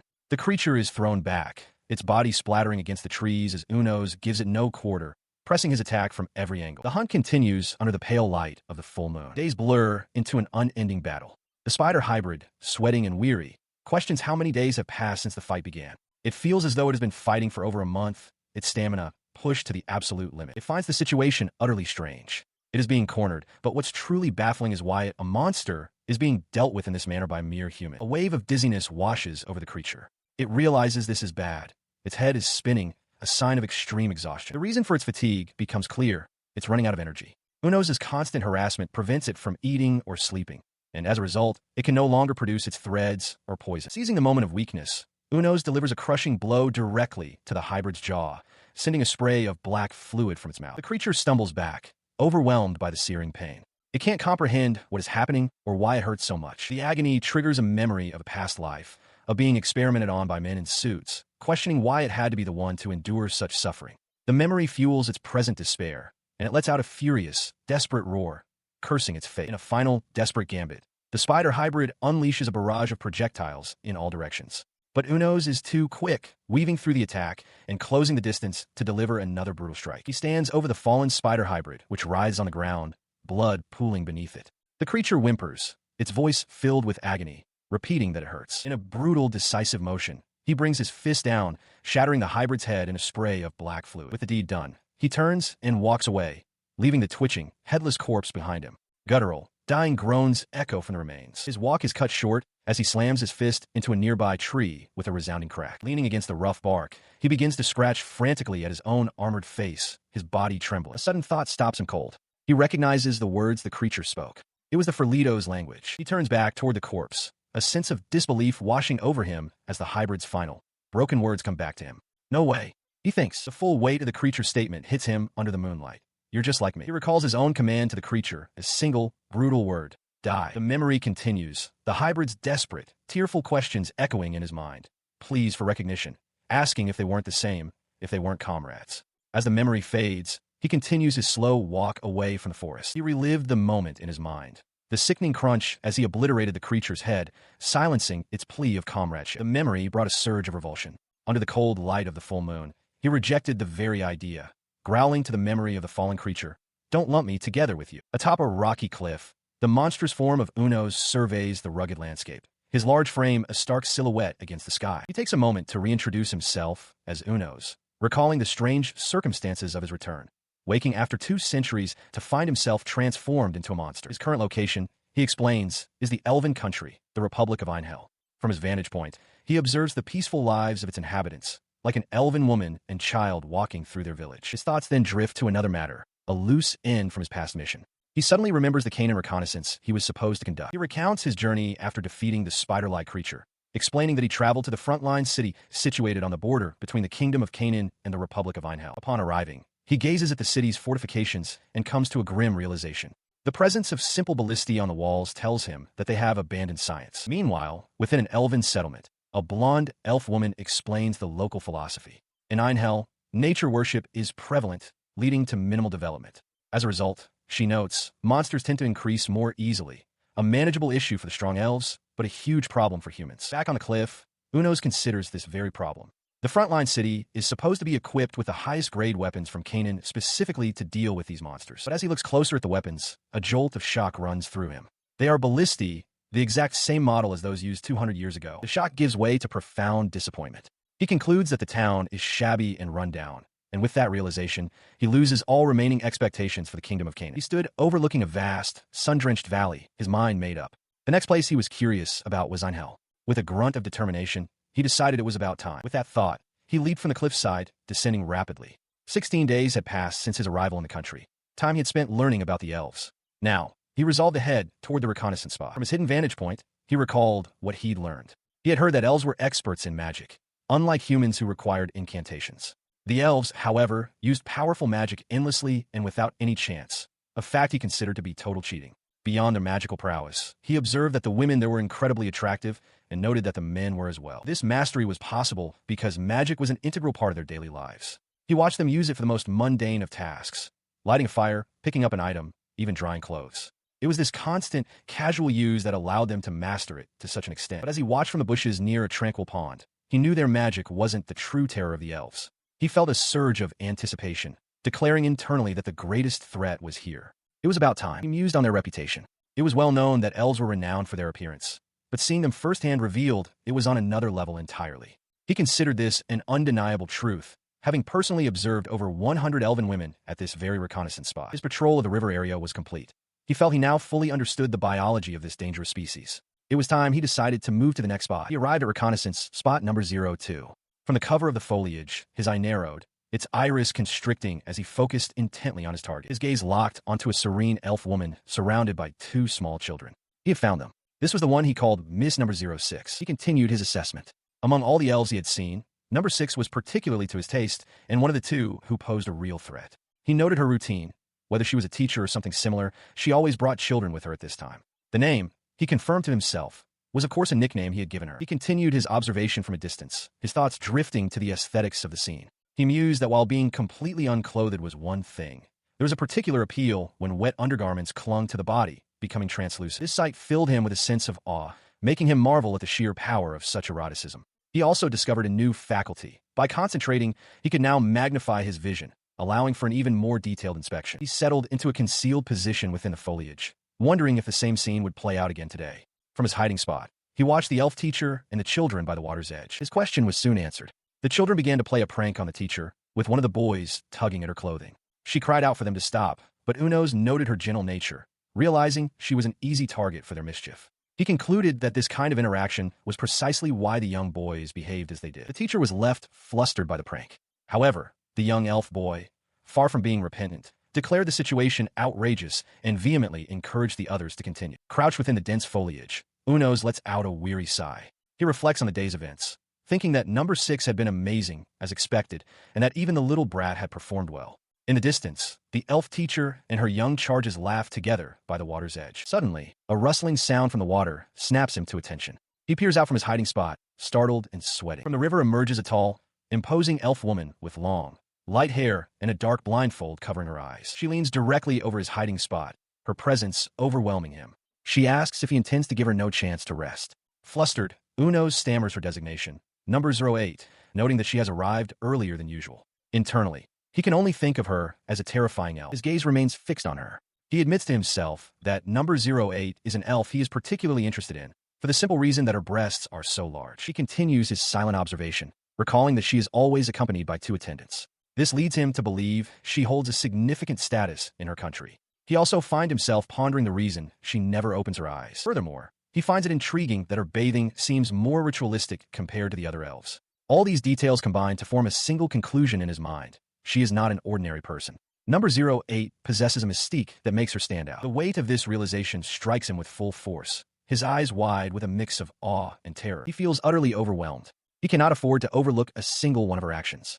The thought echoes in his mind. She is a terrifying elf, with an impact twice as powerful as he could have imagined. After the encounter, he remains seated in the forest, dazed and wiping sweat from his armored brow, trying to process what just happened. He watched the distant elves, a feeling of powerlessness settling over him. It was futile.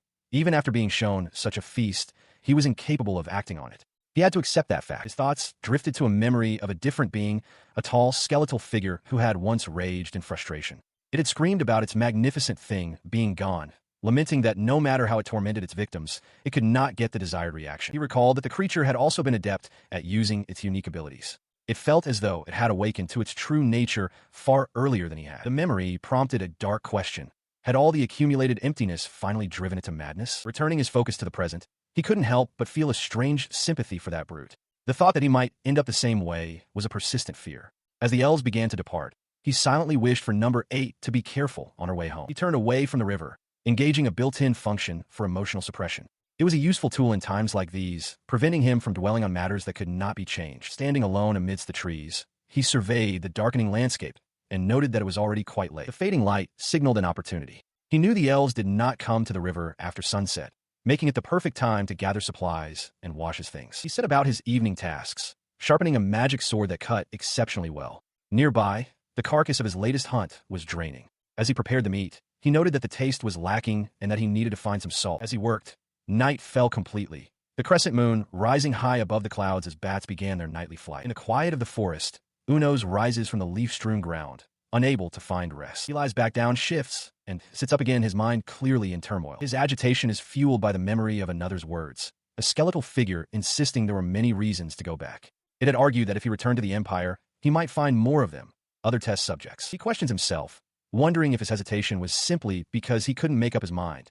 In truth, he admits to himself, he has known for a long time that he should return to the imperial capital. The path there is perilous, leading through a vast forest and ruins teeming with monsters. He recalls a moment from the past, sitting in a derelict room surrounded by old newspapers. The date on them was stopped on May 2nd. This memory reinforces his deepest fear. He suspects the Empire is probably already gone, a truth he has known but refused to admit. If he goes back, he might lose even a tiny bit of hope that the Empire might still be continuing somewhere. Sitting alone in the darkness, he poses a chilling question to himself. If he confirms the worst, would he also end up broken, just like that skeletal figure? His gaze drifts to the river, where the elves are bathing. He acknowledges that watching them every day is enjoyable, a pleasant distraction, but it is not a solution. He finally understands. Deceiving himself and living with this peaceful lie might actually be more difficult than facing the truth he has been avoiding. He stood, his broad, armored back turned to the forest he had called home. The time for deliberation was over. With his mind made up, he began his journey across the desolate landscape. He knew what he had to do. He would go to the imperial capital. He paused on a rocky outcrop, calling out to those he was leaving behind. He announced his departure to number 06 and number 08, then turned and strode away without waiting for reply. His farewell, however, was directed towards a lively scene by the river. The elf teacher, number 06, was bathing with the children, playfully chiding them to stop as they tugged at her towel. Crouched behind the foliage, he watched them, his resolve crumbling. He admitted to himself that it was incredibly difficult to lie to himself and just leave. His gaze remained fixed on the peaceful scene, his departure stall. In a starkly lit room, a man with a chilling smile beckons a small, hesitant girl. He calls her Dara, telling her to come closer and remove her clothes, framing the order as a step toward becoming a great wizard. The memory shifts to the girl's profound distress. She feels disgusted and frightened, wishing only to go home to her parents. As a man in a doctor's coat examines her, he mutters for her to grow up quickly so he can return to his hometown. The girl is left trembling in a bed, the trauma overwhelming her. The vision fades, replaced by the sight of an adult woman with magenta hair and a witch's hat. Jister, standing before the charred ruins of a town. The desolate landscape stretches before her, a silent testament to some past catastrophe. She jolts awake with a cry, the horror of a nightmare clinging to her. Sitting up in bed, her eyes are wide with terror, the disturbing memories still vivid and painful. Later, having composed herself, she walks through the bustling streets of Recall, a town in the kingdom of Canaan. Her attention is caught by chatter from a nearby crowd, and she turns, inquiring about a monster they mention. She finds a potential informant, a woman with long, reddish hair. The woman claims she's already told the guards, but Jister offers a silver coin for any information, no matter how trivial. Intrigued by the offer, the woman agrees to tell Jister everything she witnessed. The informant begins her tale, describing a scene of utter chaos. She explains that she and others were being taken to a kidnapper's hideout when a monster suddenly appeared, turning their grim situation into a bloodbath. She continues, stating that the kidnappers fled almost immediately. Given the terrifying creature that stood before them, their flight was entirely understandable. The woman explains that the monster's actions were puzzling. It didn't take anything and eventually ran off. However, she notes that it stared at them intently, as if searching for something. Jister asks why it attacked the carriage in the first place, but the informant admits she doesn't know. Her voice rises with remembered fear as she concludes her story. Just as she thought the creature was gone for good, it came right back, its massive head appearing suddenly at the carriage window. She finished her account, explaining that the creature simply stared at them for a while before turning and leaving without doing anything. She added, however, that it was just a woman's intuition, but she felt its gaze was intensely focused on her chest. Jister considered this, wondering aloud if that was simply how such creatures viewed human women. The reddish-haired woman conceded that in the end, nothing happened and they were safe, but they had remained on high alert. Changing the subject, she complimented Jister on her beauty and her great assets, offering her a well-paying job at her establishment. A bit taken aback, Jister wondered if that was meant as a compliment, but agreed she would ask for help later. Her mind, however, was already processing the new information. She concluded with certainty that the target was in Canaan and was drawing closer. As she walked through the town with her companions, their chatter faded into the background. A memory surfaced, triggered by the mention of a predator. A man's voice echoed in her mind, speaking to a young girl. "Come to me, Dara. You have a great talent." She recalled being 8 years old, deceived by a mentor who preyed on young girls, lured by the lie that he saw her magical potential. The memory spiraled into a vision of her hometown, ravaged and destroyed by monsters. Despite the horror she endured at the hands of others, she had trained relentlessly, pushing herself to adulthood. She remembered the crushing weight of despair, collapsed on the unforgiving ground, utterly broken. From that despair, however, a different kind of strength was born. She stood amidst the rubble, realizing in hindsight that she must have been out of her mind with grief and rage. With nothing left to matter, she became an adventurer. Deceived and violated even by her own comrades, she channeled her pain into a singular purpose, relentlessly hunting monsters, where near-death experiences became an everyday reality. Her sole motivation was a fierce determination to erase the existence of monsters from this world. It was during this relentless crusade that she met the siblings, Rena and Lizel. Having only ever joined existing teams, this was the first time she had been invited to form a new one. Lizel turned to her, his expression earnest, and asked if she would like to team up with them. Lizel recalls his initial casual attitude, thinking he could leave if he wanted. But then Jister joined their group, and a confident warrior named Jister enthusiastically asked to join as well, solidifying their new party. Together, they shared hardships and joys, surviving numerous life-or-death situations as a cohesive unit. Before long, their teamwork paid off. After a grueling battle, Lizel, bloodied but triumphant, roared that they had defeated the ogre with a magic sword. Jister, lying wounded on the ground, laughed in relief, admitting he thought he was going to die. Rena rushed to his side, urging him not to talk, as his wound was still fresh. Jister, however, looked down at the injured Lizel with a wry smile, telling him to become a man worthy of it.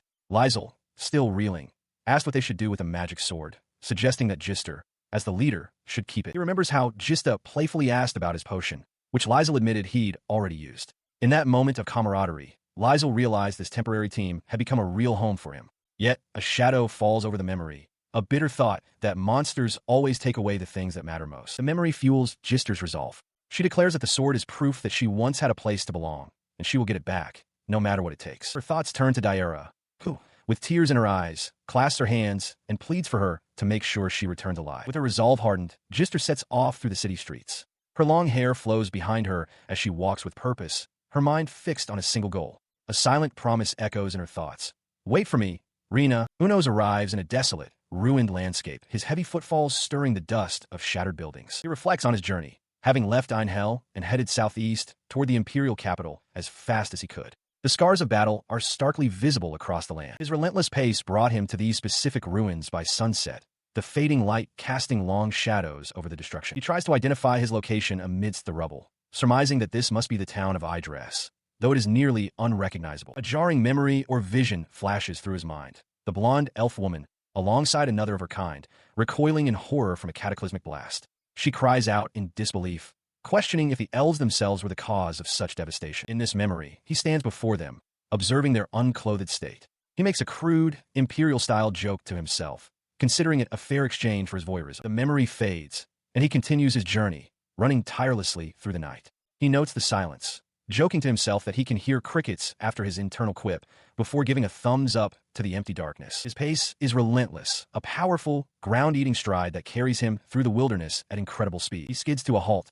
his gaze fixed on a structure looming in the distance. A sense of recognition dawns on him. It can only be one thing, the Shibaru Iron Tower. He stares up at the colossal structure, tilted precariously but unbroken against the moonlit sky, a testament to the Empire's impressive technology. He recalls a memory, a vision of 4 people, a family, standing together in a soft, ethereal light. He reflects on the special nature of visiting places that hold such family memories. His contemplation is interrupted by the sudden appearance of a horde of pale, gaunt humanoids. They swarm forward, murmuring amongst themselves, questioning what he is and where he came from. Observing the vast number of creatures, he notes their foul stench, a clear sign of their presence. He wonders aloud if their sheer quantity is due to a queen being nearby. A jagged grin spreads across his face. The timing is perfect. He declares to the now terrified horde that he is in the mood to let off some steam. As the sun rises, the aftermath is revealed.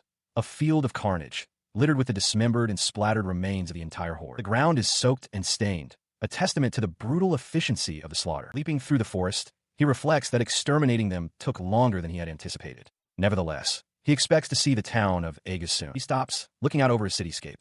It is more ruined than he expected, and an unsettling feeling washes over him. He notes that unlike every other overgrown town he has seen, this one is gray, like ash. He surveyed the utter devastation, his gut feeling unfortunately proven correct. The entire town was nothing but ashes, completely incinerated. He wondered what could have caused such thorough destruction. Could have been the elves' magic?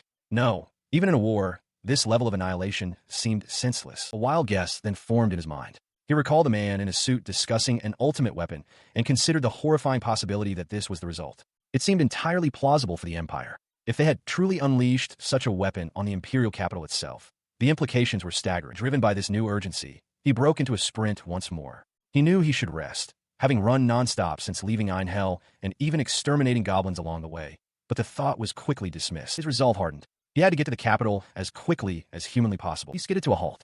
A sudden realization struck him, something he hadn't wanted to admit. Why didn't I notice it sooner? He thought to himself. He looked up, the pieces clicking into place. The truth had been right in front of him all along. Before him stretched a vast, desolate landscape. He stood at the edge of an immense crater, the true scale of the cataclysm now horrifyingly clear. Taking a step forward, his foot sank into the damp ground at the crater's edge. He knelt, feeling the texture of the ground. It was sand. A strange thought surfaced amidst the devastation. He had never been to the beach, and he wondered if this is what it felt like. He stared into the vast, empty bowl carved from the earth, contemplating the immense quantity of explosives required to create such a massive crater. This, he realized, must be the ultimate outcome of technological advancement. It was no wonder they gave up on it. This single devastating sight explained why Canaan had abandoned science entirely. His mind conjured an image of the Empire's gleaming cities, a testament to that very path. He was forced to wonder if their entire course had been a terrible mistake. With his resolve hardened, he launched himself into the sky, rocketing towards the imperial capital. From the cover of dense foliage, the armored being known as Unos peers out, offering a cheerful, albeit unseen, greeting. His attention, however, is fixed on a specific target. He inwardly praises the form of someone he calls number 08, appreciating the view as she bends over. His lighthearted observation gives way to a grim reality. He stands in a desolate, crystalline wasteland, reflecting on the fate of the Ferlito's empire. As he expected, it has been completely annihilated, a victim of its own self-destruction. Meanwhile, in another location, 3 powerful-looking elf women confer. The one who appears to be their leader declares that with the empire gone, she must now turn her attention to investigating their greatest threat, the true form of the elves. She elaborates that this is precisely why she is conducting her observations. Even now, the scene reveals her bathing, a part of her ongoing surveillance of her own kind. The perspective returns to Unos in the bushes. He continues to admire the elves' forms, finding them beautiful, but a moment of self-awareness strikes him. He wonders if this activity is simply a way for him to run away from reality. The thought solidifies into a stark confirmation. He is, indeed, running away from reality. This realization triggers a memory of his past. As a human, he had clung to a sliver of hope, discussing a possibility with his colleagues. He had theorized that even if the empire fell, someone might survive who could continue the research on the technology needed to restore his humanity. The memory fades, leaving him standing before the vast, empty crater that was once the heart of that hope.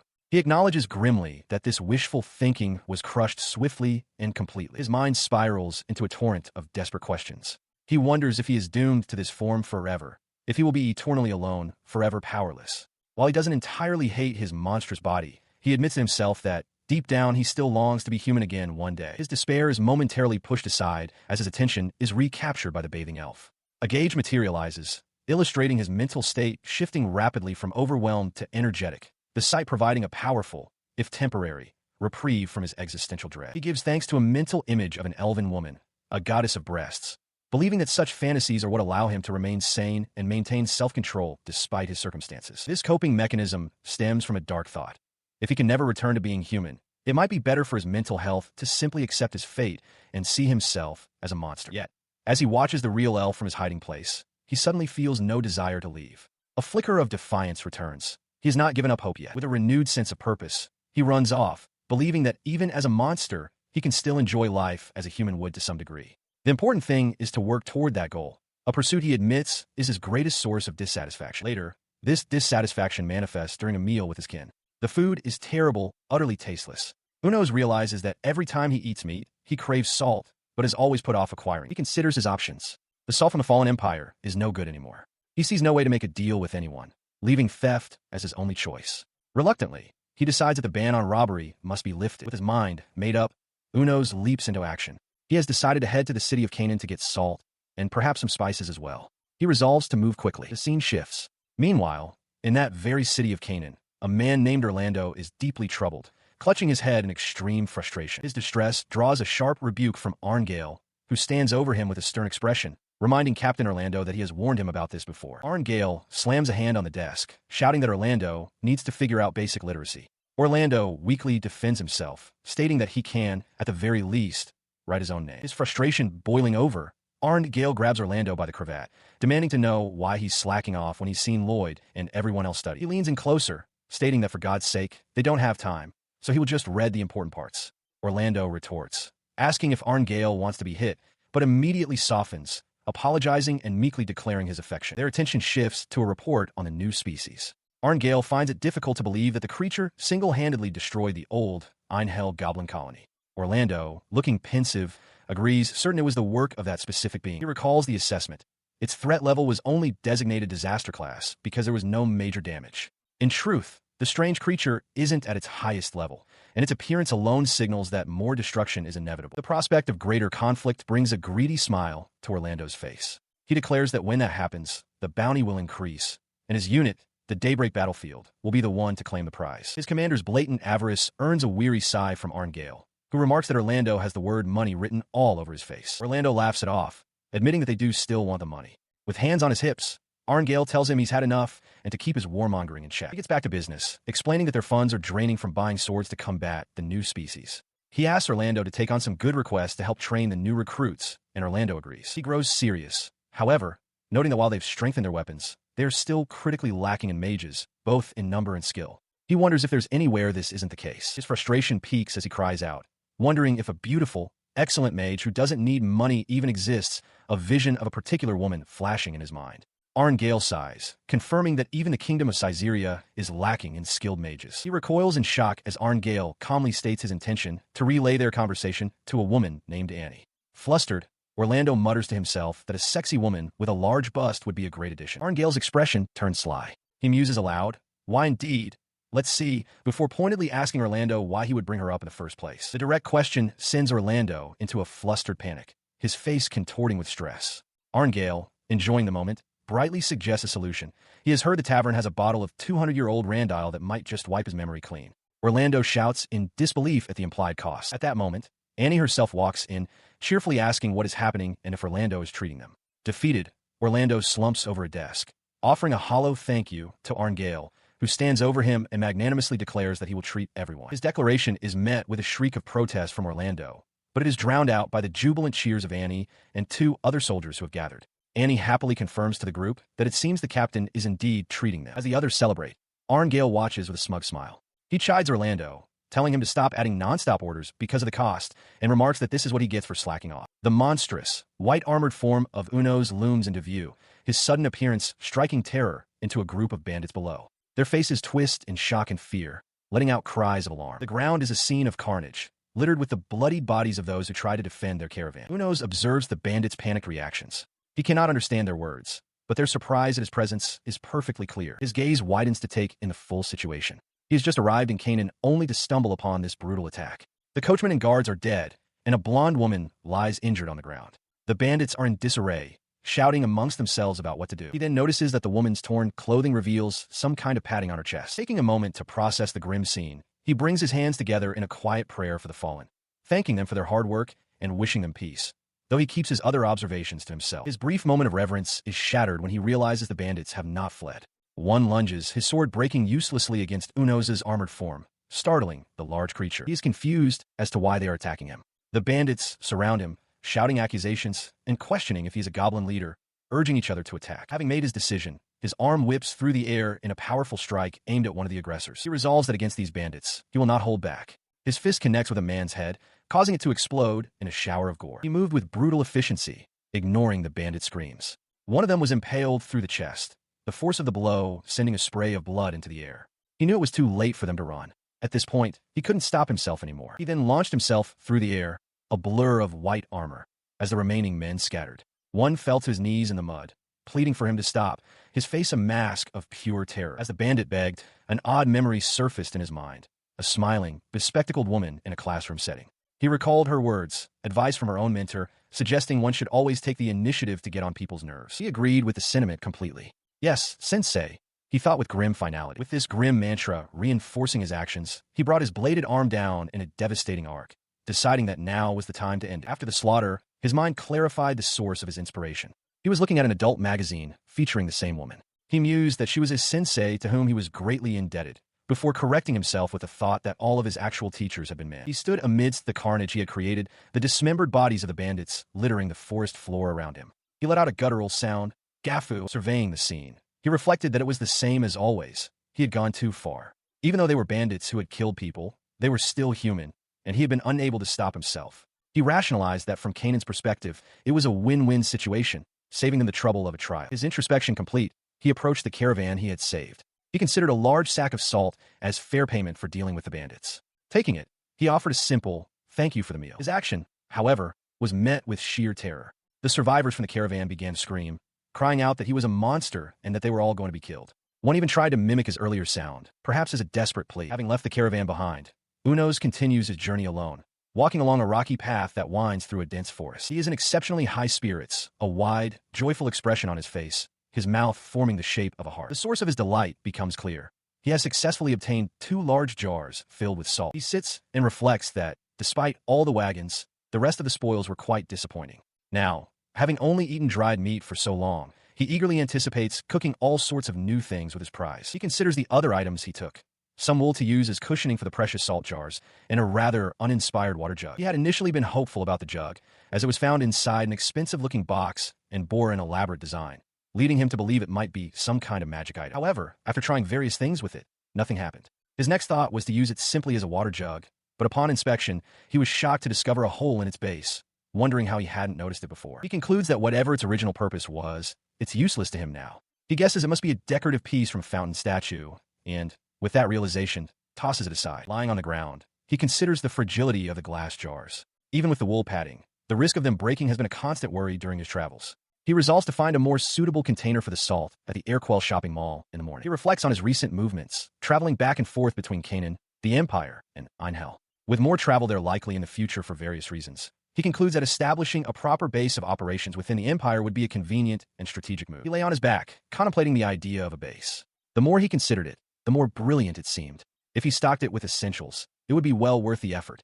He sat up, energized by the thought, convinced it was a truly great idea. His excitement grew, realizing it felt like building a secret hideout. The childish thrill of such a project delighted him, reminding him that he was, after all, just a guy who enjoyed such things. He began to seriously consider the logistics, focusing on a location. A spot near both Anhel and Canaan would be heavily wooded, making a poor choice. Instead, he concluded that the area north of Idris, or somewhere nearby, would be perfect. As night fell and a crescent moon rose in the sky, he finalized his plans, anticipating that the following day would be a busy one. The next day, he journeyed onward, the large salt jar on his back slowing his pace slightly. He noted his proximity to Idris and acknowledged that he had finally returned to his homeland. While walking through the dense forest, he suddenly stopped, letting out a questioning grunt as something caught his eye. He squinted, thinking he saw a color in the woods that simply shouldn't be there. Wondering if it was an artifact, he decided to move closer, as the trees obscured his view even when he tried to zoom in. His eye focused, optically zooming in on the distant anomaly. He then broke into a run, moving swiftly through the undergrowth to investigate. He crashed through the foliage, his expression shifting to one of alarm as he got a clear view. Stopping short, a cold sweat beaded on his skin. He realized that even if he wanted to avoid it, he couldn't. A dreadful possibility dawned on him as he stared at the sight before him. He had found it. There, nestled incongruously amongst the dense trees, stood a stark white building. Its clean, modern, block-like architecture was a jarring sight in the wilderness, a place that should not exist here, yet did. It was the source of his unease, a structure he recognized with a sinking dread. With heavy, determined steps, Unos approaches a modern, blocky structure nestled in overgrown foliage. A jolt of recognition runs through him.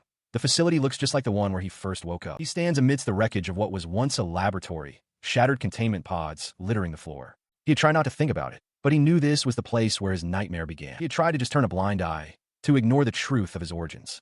But now he had found it. With a powerful, resounding step, he moves toward the entrance, his resolve hardening. Meanwhile, at Karnash Fortress in former Imperial territory, Jister stands atop the battlements.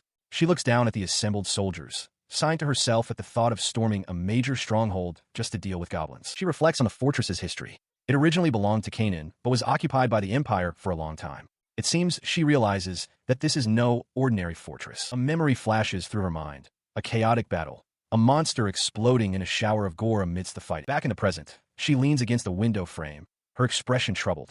She admits to herself that she only accepted this job because the pay was good. She can't help but remember that past event, which is precisely why she hadn't wanted to come here. Her frustration erupts. It's all that monster's fault. Because he moved to Canaan, she ended up broke after having to cross the border illegally, costing her extra money. As she fumes, a familiar voice calls out from behind her, "Yo, Nachon."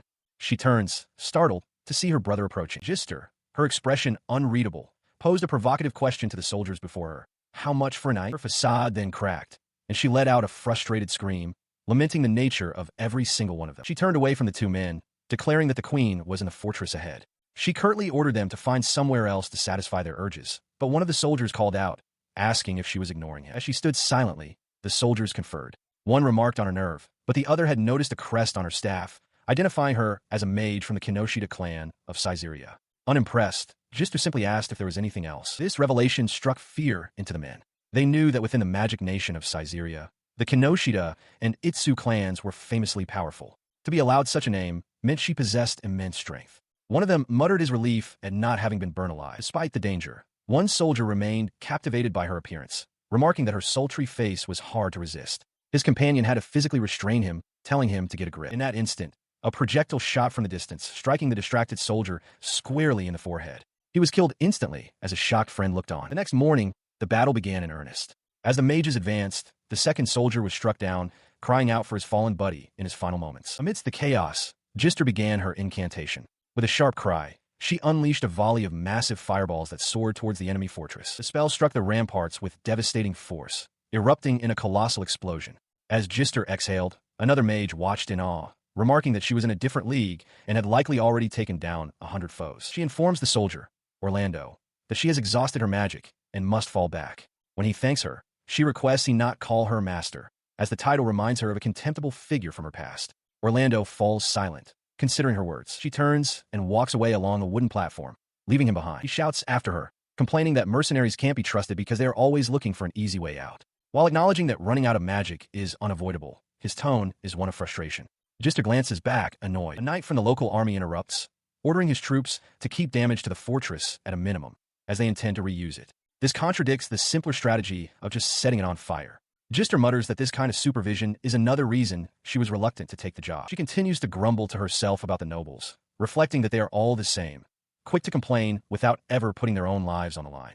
She admits to being jealous of their easy jobs. Her attention is drawn back to the battlements. Walking along the wall, she observes that the goblins have lost their momentum quicker than she expected, noting that it would have been far more troublesome if they had been equipped with the Empire's weapons. With the outer wall secured by the invading forces, the first stage of the siege concluded in what felt like the blink of an eye. By the time the main gate was opened and the rear guard pushed inside, only the Goblin Queen and a handful of her attendants were left. Orlando stands ready, his great sword raised high, preparing to face the queen herself. With a ferocious grin, he brings the massive blade down in a powerful arc, sending a dark spray of blood splashing across the stone floor. She watches the brutal display with an expression of impressed surprise. The Goblin Queen's legs have been shattered, making her an easy target for arrows, and she quickly met her end. The battle to recapture Carnash Fortress concluded as a decisive victory. Despite being described as a hard-fought battle, the casualties were minimal, with only 5 deaths and 65 wounded. The fortress itself sustained little damage in the assault. Amidst the celebrating soldiers, one knight laughs heartily, declaring that the Lord will surely be pleased with his excellent instructions. Jister, however, looks on with disdain, muttering that he's acting high and mighty when all he did was hold them back. As she scoffs, Orlando approaches, a wide grin on his face as he praises her impressive performance. His men, however, seem to have other thoughts, fantasizing about her in a less professional capacity. He flushes, realizing the implication of his words and the atmosphere among his troops. He quickly backpedals, insisting that he was talking about her work. Jister lets out an exasperated sigh. He composes himself and formally introduces himself as Orlando, the leader of the Daybreak battlefield group. The young blonde soldier beside him adds that his name is Lloyd, also from Daybreak. The word work finally seems to catch Jister's attention. He gets straight to the point, stating plainly that he wants to hire her. Her expression shifts from annoyance to sharp focus. She asks if he has heard the rumors about a new species of monster. He confirms her suspicions, revealing that he has a bit of a history with that very monster. Orlando explains that he expects to be called on an extermination mission soon, but his forces are lacking in the quality and number of mages. Someone with her skill would be a great help. His words catch her by surprise. The idea that he has a personal history with this creature piques her interest. Her demeanor hardens, her gaze intense. She demands that he tell her the details. A silent, blocky facility stands under a partly cloudy sky, its stark white walls surrounded by dense foliage. The structure appears abandoned, a relic of a bygone era. Inside, Uno stares at an open elevator door, sweat beading on his armored brow. He is bewildered, questioning aloud why the gate is open when it should be sealed. He recalls how he discovered this facility, having entered through a hole in the outer wall. Peering down the elevator shaft, he notes that it doesn't seem particularly deep, but his attention is caught by another hole in the shaft wall, its edges seemingly melted. His gaze shifts upward, confirming that the ceiling of the elevator car itself is also melted through. As he processes this, he examines his hand, a sudden realization dawning on him as he identifies the substance clinging to it. Threads. The connection becomes clear. This was the nesting place of the spider-like creature he had been tracking. After descending into the basement through the cramped elevator shaft, he finds another gate standing wide open before him. He pauses, his senses on high alert. From the darkness beyond, he can just barely detect the faint sound of movement. Suddenly, it all makes sense. The gate hadn't been open from the start. The spider creature had opened it upon leaving. This could only mean one thing. The facility's power generator must still be running. His guess is confirmed as he moves deeper inside. He finds equipment actively generating a small amount of electricity using groundwater. With his theory proven correct, he proceeds to investigate what has happened. He finds a machine that still has power and extracts information from it, confident in its reliability. The fact that it's still running is a testament to the enduring quality of the Empire's technology. He assesses the old facility, noting that the power generation equipment will only last about 300 days. For now, however, it is perfect. The sturdy, underground construction makes it difficult for creatures to enter, and he can use a small amount of electricity. He decides to worry about extending the power supply later. With a triumphant gesture, he declares that this location will become the secret base of the Empire's stronghold. His mind shifts to the next task. Before settling in, he must head to a place called Alquel to retrieve some items, carefully packing a few glass bottles into his backpack. Elsewhere, an elf woman with long, light hair relaxes peacefully in a body of water. Her tranquil moment is observed by a small, white creature hiding in the bushes, who internally states its sole purpose for being there is to check on the elves. The elf woman, however, notices a pair of elf children nearby, sensing they are up to some mischief. Her attention is drawn by one of the elf boys, who proudly exclaims that he's caught a fish. He tosses his catch into the air for her to see, and she looks on, amazed. The playful moment takes a turn as the fish lands squarely on her head. While she's startled, another elf boy rushes up from behind and yanks away the cloth she was using as a covering. They succeed, running off with her covering while laughing triumphantly. Distressed, she cries out for them to give it back. The prank concludes with the elf woman scolding the now subdued children. From the bushes, the small white creature gives a thumbs up, thinking that their pranks are becoming more precise and that it looks forward to the next one. This entire scene was witnessed from a distance by Unos. He reflects that as someone from the Empire, he has mixed feelings, but watching them makes him realize elves aren't so different from humans. He considers that building a good relationship with them might not be so bad after all. He considers the potential benefits of forming a good relationship with the elves. Their long lifespans mean they might hold knowledge of what truly happened 200 years ago. However, he realizes there's a critical obstacle. He cannot understand their language. Deciding not to rush things, he resolves to head back to the Empire for now. The small slime creature bounces happily as he internally admits his initial reason for coming to the area was far less strategic. Meanwhile, in the Canaan kingdom, stands the grand administrative building of Recapturing. Inside, Arngale reads a document, his expression growing tense and weary. He lets out a sigh at his desk when a knock sounds at the door. After he bids them enter, a man with long, braided hair steps in, asking what is wrong. The visitor, Captain Marcus of the mercenary group, Golden Ember, remarks that he could sense Arngeir's foul mood even from outside the room. Arngale confirms his suspicions, explaining that a new species extermination order has been issued. It is to be a joint operation with the local army. Marcus listens, unsurprised, noting that it has come to this after all. He questions the timing, however, thinking it too soon for such a drastic order from the kingdom. Marcus points out that based on his information, the new species has only attacked a merchant convoy, and the only casualties were bandits. Arngale reveals the true motivation, the Lord's pride. He explains that among the items the new species stole was a replica of Cease water source, a symbolic artifact intended for a new town being developed in the south. His fist trembles with rage. He fumes that the nobility doesn't care about the lives of mercenaries, sending them against an unknown enemy with insufficient information over something so trivial. Marcus notes the absurdity of the country's politics, as Arngale shouts that if the high-risk mission succeeds, the local army takes the credit, but if it fails, the mercenaries bear all responsibility. He apologizes, but Marcus holds up a hand, reassuring him not to blame himself. Despite Arngale's efforts, the mercenary captain states firmly that his group, the Golden Ember, cannot get involved in this matter. Standing before Arngale's desk, he elaborates on his decision. While he doesn't care what happens to himself, as the captain, he is responsible for the lives of the younger members. Arngale concedes that he would do the same if their roles were reversed. The captain's expression grows somber. He wishes all the mercenary groups could refuse, but participation in the operation, codenamed Daybreak, is mandatory. He reasons that since they were the only ones who have faced this new species, there is little choice in the matter. Elsewhere, news of the mandatory operation causes a stir. Two soldiers, Orlando and a spiky-haired comrade, react with disbelief. Orlando exclaims that if Daybreak is participating, then Grant from Immovable won't stay quiet, noting that Grant always tries to compete with a certain individual. Back in the office, Marcus speculates that since a certain skilled individual is involved, things might just work out after all. Arngale, however, remains unconvinced, stating flatly that he doesn't think so. He continues his thought with a world-weary sigh, remarking that as one gets older, one can't help but become more cowardly. His gaze becomes distant. He asks Arngale if what he feels could be described as the whispers of the land, explaining that although he hasn't seen it with his own eyes, he can sense its presence. That presence is, at that very moment, making its way through a dense forest, a domain beyond what humans should approach. Unos charges forward, a singular, powerful thought propelling him. With Boob's power, move forward, Unos. Unos' eyes flutter open as a voice greets him for the morning. He turns to find the elf teacher, Miss Number 06, lying beside him. She chuckles, noting that he has finally woken up, much to his complete shock. She leans in closer, teasingly pointing out that his little friend has been quite large the entire time, causing Unos to flush with embarrassment. Suddenly, he leaps from the bed with a triumphant roar, celebrating the return of his tail, his partner. He flexes joyfully, relieved to have it back. His excitement gives way to a quiet moment of realization as he looks down, muttering to himself that it all figures. He recalls the events of the previous day, remembering how he had run at full speed all the way to Urquell.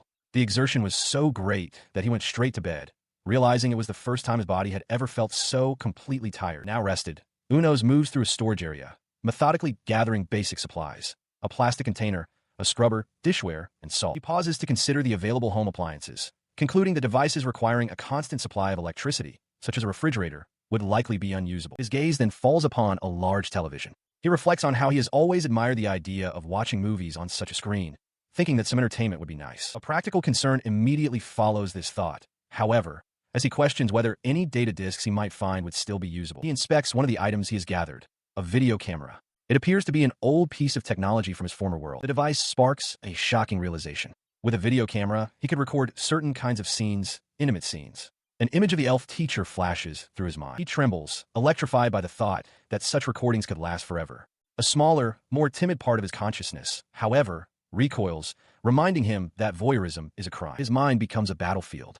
An angelic voice argues that using the Empire's greatest invention for such a purpose is disingenuous and wrong. A devilish voice counters that there are no laws in Anhel against secret filming, as video cameras don't even exist there.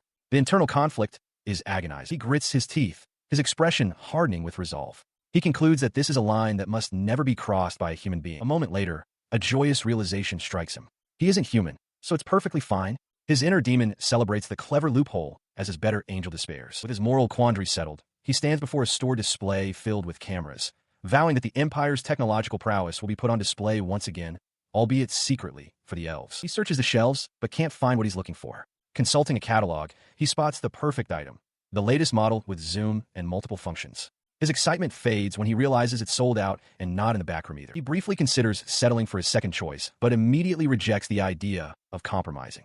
A map reveals a new destination, Jister, a town that prospered from its weapons factories and is also famous for its electronics district. Clutching a newly acquired television and disc player, he raises a fist, declaring that he will run any distance necessary in the name of lewdness. He decides to return to his base to set up the TV first, letting the matter with the goblin slide for now. He finally arrived in the town of Jister, his excitement palpable as he surveyed the industrial cityscape. His expression hardened with resolve. After coming all this way, it would be a crushing disappointment if the camera wasn't here. He pleaded with fate for it to be available. His hopeful search was abruptly interrupted by a grim sight. Hanging from a traffic light was the brutalized body of a hanged orc, a stark and bloody display. Suddenly, a dark, powerful figure launched itself into his path, landing with menacing poise. The creature issued a clear warning. This was its territory, and trespassers would suffer the same fate. The creature struck with incredible speed, its kick sending Unos staggering back. He identified his opponent as a red ogre, a being whose intelligence and physique were on a completely different level, far superior to that of regular ogres. He considered that it would be a problem if this creature showed up while he was searching for the camera. Annoyed by the interruption, he squared his shoulders and accepted the challenge. Fine then, he thought. Bring it on. Their fists met with a thunderous impact. Unos felt his foot slide back from the sheer force of the blow, a rare occurrence. He realized with a thrill that this was the first time he'd faced someone with this much power, someone he could finally have a proper hand-to-hand fight with. The red ogre pressed its advantage, unleashing a devastating punch that connected squarely with Unos' head, sending him reeling. He was struck again, this time by a powerful kick. As the red ogre's foot pinned him, Unos' perspective shifted. This wasn't a mere match or a battle. It was a fight to the death, and he resolved not to hold anything against his opponent for it. With this grim understanding, he retaliated. He drove his fist forward with brutal precision, punching straight through the red ogre's chest. The creature's head exploded in a shower of gore as Unos' follow-up strike connected, ending the fight instantly. He had barely dispatched one threat when another, far larger ogre-like creature loomed over him. The behemoth swung a crude, heavy club downwards with immense force. In response, Unos raised his armored forearm to intercept the crushing blow. The impact was devastating. A sickening crunch echoed as the club shattered against his arm, sending a spray of dark fluid across the ground. Despite the force of the attack, Unos stood unharmed, looking down at the corpse of his attacker, its skull caved in. He flexed his hand, remarking to himself that the blow had actually hurt, but the wound had already healed completely. He reasoned that since the creature had initiated the conflict, its fate was sealed. As his small angelic and demonic conscience figures appeared, he sat by the water's edge, pondering that with such power, he could very well be the strongest creature on land. With all future concerns needing to be addressed, Uno strode through a store, his mission clear: find a high-end video camera. He scanned the displays until his eyes landed on the perfect device, a large, professional-grade camera resting inside a glass case. His search was a success. Overjoyed, he celebrated the discovery with unrestrained glee. While he was there, he decided to also look for some movie discs, mentioning one in particular that he was eager to see. To be safe, he gathered 2 cameras of the same model and 50 blank discs for recording. Satisfied that his preparations for filming were now complete, he then moved to an aisle lined with countless discs, feeling overwhelmed by the sheer number of choices available to him. His indecision vanished as his attention was captured by a curtained-off section marked with the number 18, emanating a distinct allure. As if drawn by an invisible force, Unos walked past the curtain and disappeared into the restricted area. His shopping trip concluded with a haul of 2 video cameras, 50 blank discs, and 3 movie discs. However, the final tally was far greater. 50 18 discs, all translated and delivered. Seated behind the towering stacks of his purchases, Unos attempted to explain himself. He started by saying the gravure idol he liked had switched to this field, but quickly corrected himself. He insisted it was merely a test to check if the discs were usable, claiming the genre was irrelevant. He kneels before his new acquisitions, a palpable desire to start watching immediately warring with a sense of propriety. He decides he must not hurry. It would be rude to the actress if he did not give her his full attention. With that settled, he concludes that he must eat first.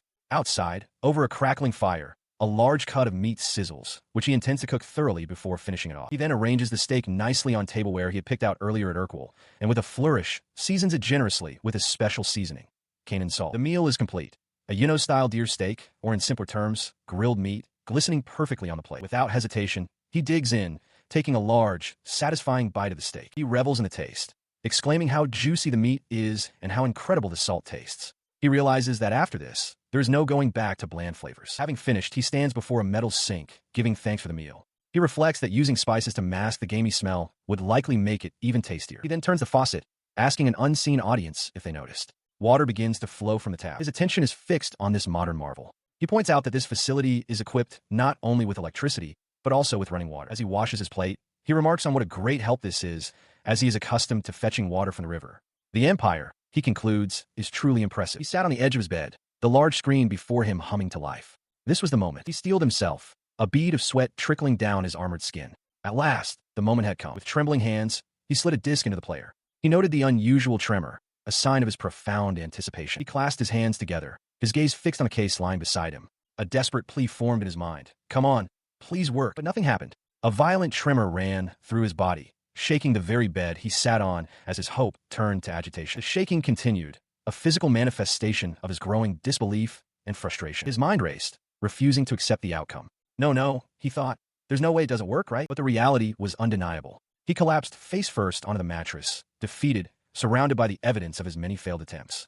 None of them had worked. He lay there, motionless, the weight of his disappointment pressing down on him. Then, a sudden, jarring thought pierced through his despair. He shot up, his eyes locking onto a nearby video camera. If the discs didn't work, did that mean the video cameras were also useless? He turns his attention to another device, a record player, hoping for a different outcome. Seeing the red light indicating it is recording, he holds a camera and pleads silently for this one, at least, to function correctly. But this attempt also ends in failure. With a roar of pure frustration, he smashes the machine with his powerful fist, the sound of crunching metal echoing his despair. He collapses in agony, questioning the Empire's supposed technological superiority. He wonders aloud why their advanced systems can't handle simple discs that have managed to survive for 200 years. Then, a new thought cuts through his anger.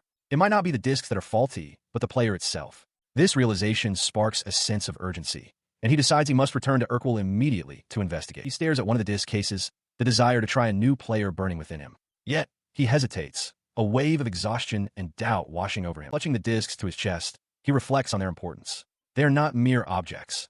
They're the new hopes that have begun to bloom inside him, a promise of something to look forward to. The thought of losing this fragile hope is terrifying. He realizes that if it is extinguished, he might truly descend into madness. His hands clench into tight fists, a physical expression of his desperate resolve to hold onto this last shred of sanity. For now, he decides the only course of action is to sleep. He curls up, vowing that someday, when he is strong enough to endure even the potential loss of this hope, he will find a new player. As he drifts into slumber, his dreams reveal the source of his obsession, a vision of number 06 and number 08, the 2 elf women, laughing and playing together on a beach. He drifts in a state of pure bliss, the object of his obsession floating before him in the starry expanse of his mind. Yet, even in this perfect moment, a profound sorrow taints the dream. Unos is devastated by his recent experiences, but he knows he cannot remain mired in sadness forever. His attempt to distract himself at the new base proved unsuccessful. In an effort to improve his quality of life, he travels to the Canaan highway, hoping to acquire some salt. From his hiding place among the bushes, he spots 3 wagons that appear to be stuck and show no signs of movement. He reasons that since they cannot escape, there is no need for him to remain camouflaged. He steps out into the open, his sudden appearance causing 2 men by the wagons to cry out in terror. They immediately turn and flee in a desperate panic, abandoning their cargo. He approaches the wagons, noting that with 2 still remaining, the men could have moved after all. He finds their hasty retreat odd but refreshing, and decides to help himself to their abandoned goods. His search leads him to a small sack of dried meat. As he brings it closer to inspect, he recoils from a strong, unnatural chemical smell. The strange scent triggers a sudden, dawning horror. He realizes with a jolt that he has fallen completely for some kind of trap. Just then, the thunder of approaching hooves fills the air, and a sharp, focused eye watches from a distance. The source is revealed: the Canaan kingdom's army, arrayed for battle. A knight commander on an armored steed observes the scene, noting that the mercenaries they used as bait are now outnumbered. Surrounded, Unos quickly assessed the force arrayed against him. He had severely underestimated them. He counted at least 300, perhaps even 500 soldiers. He considered his options. Running was out of the question. It would only delay the inevitable. He had always known that his continued raids in Canaan would eventually lead to this, but he hadn't expected such a swift and massive response. He glanced at the salt pot, the reason for this entire confrontation, and wondered how to proceed. He grimaced, realizing his choices were limited. He could either go easy on them and simply fight his way out, or he could unleash his full power and massacre the entire army. No matter which path he chose, the outcome felt depressingly similar. He analyzed the repercussions. If he held back, their defeat would be a blow to the military's honor. But if he went all out, destroying an entire army single-handedly would brand him a threat not just to the nation, but to the world itself. Both scenarios demanded he crush them without mercy. Either way, he concluded with a sigh.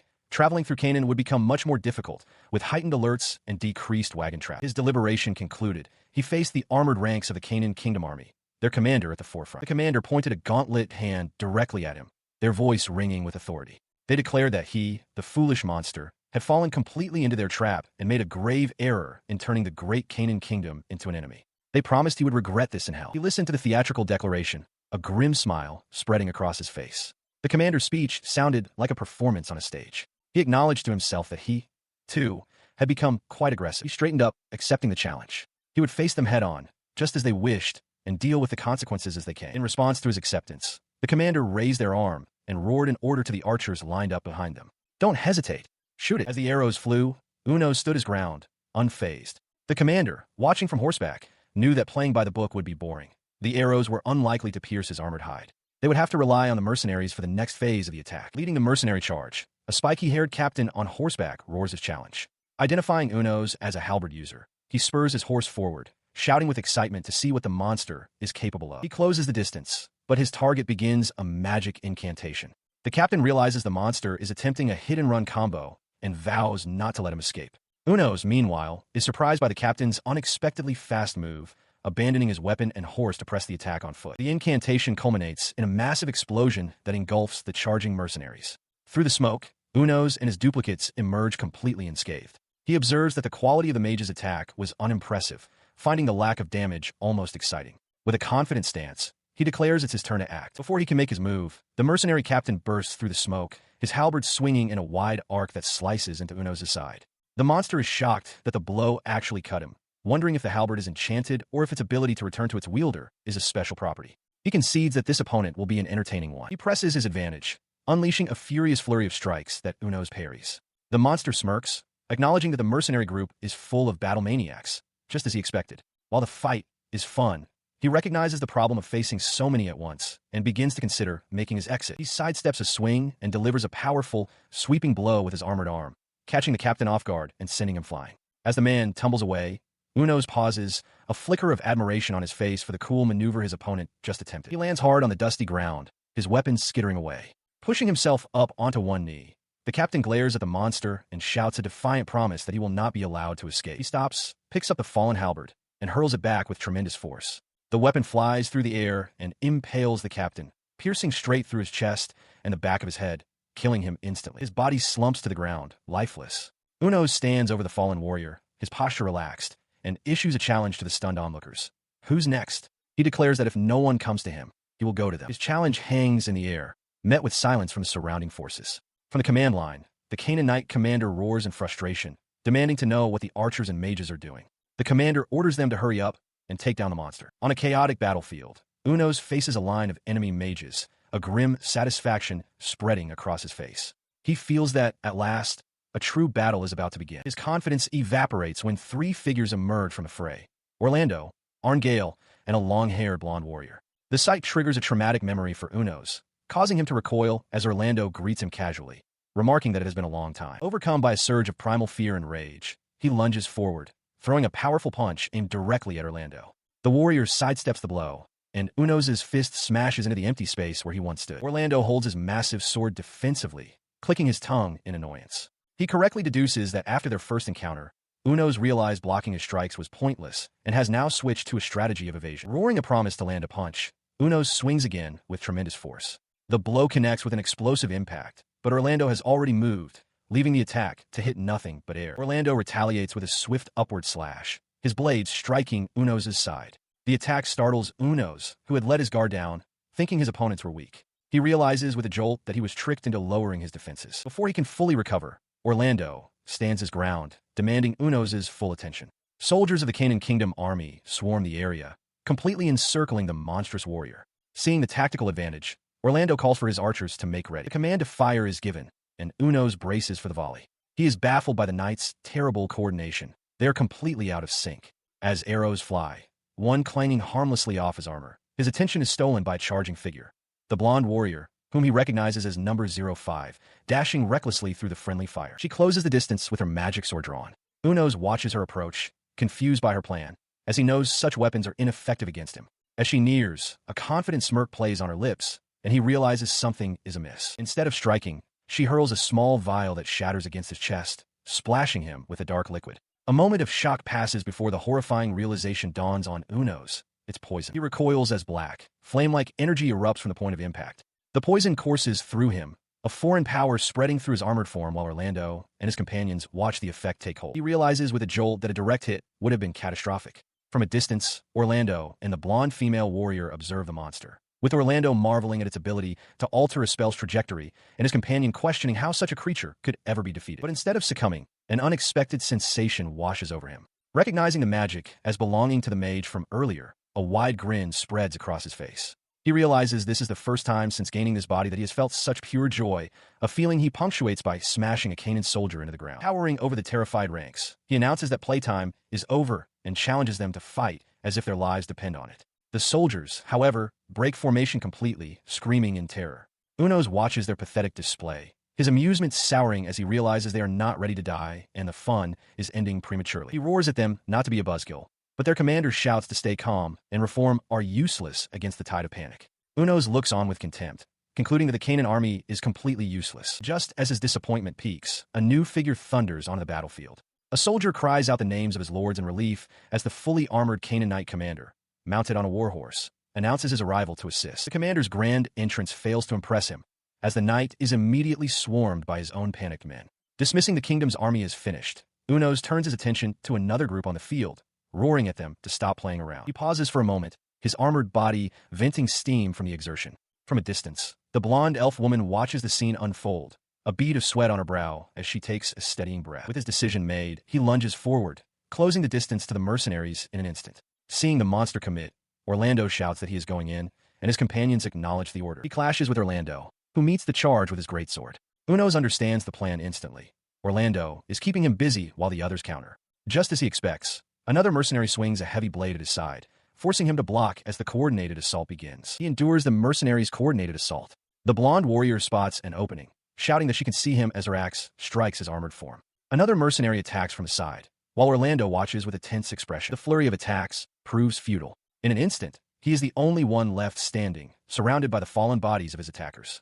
A frustrated curse escapes his lips. He catches his breath, reflecting that he had been holding back. He reasons that there probably aren't many dead, and anyone who perished was simply unlucky. A cough racks his body as he wonders if the battle is finally over. That thought is immediately proven wrong.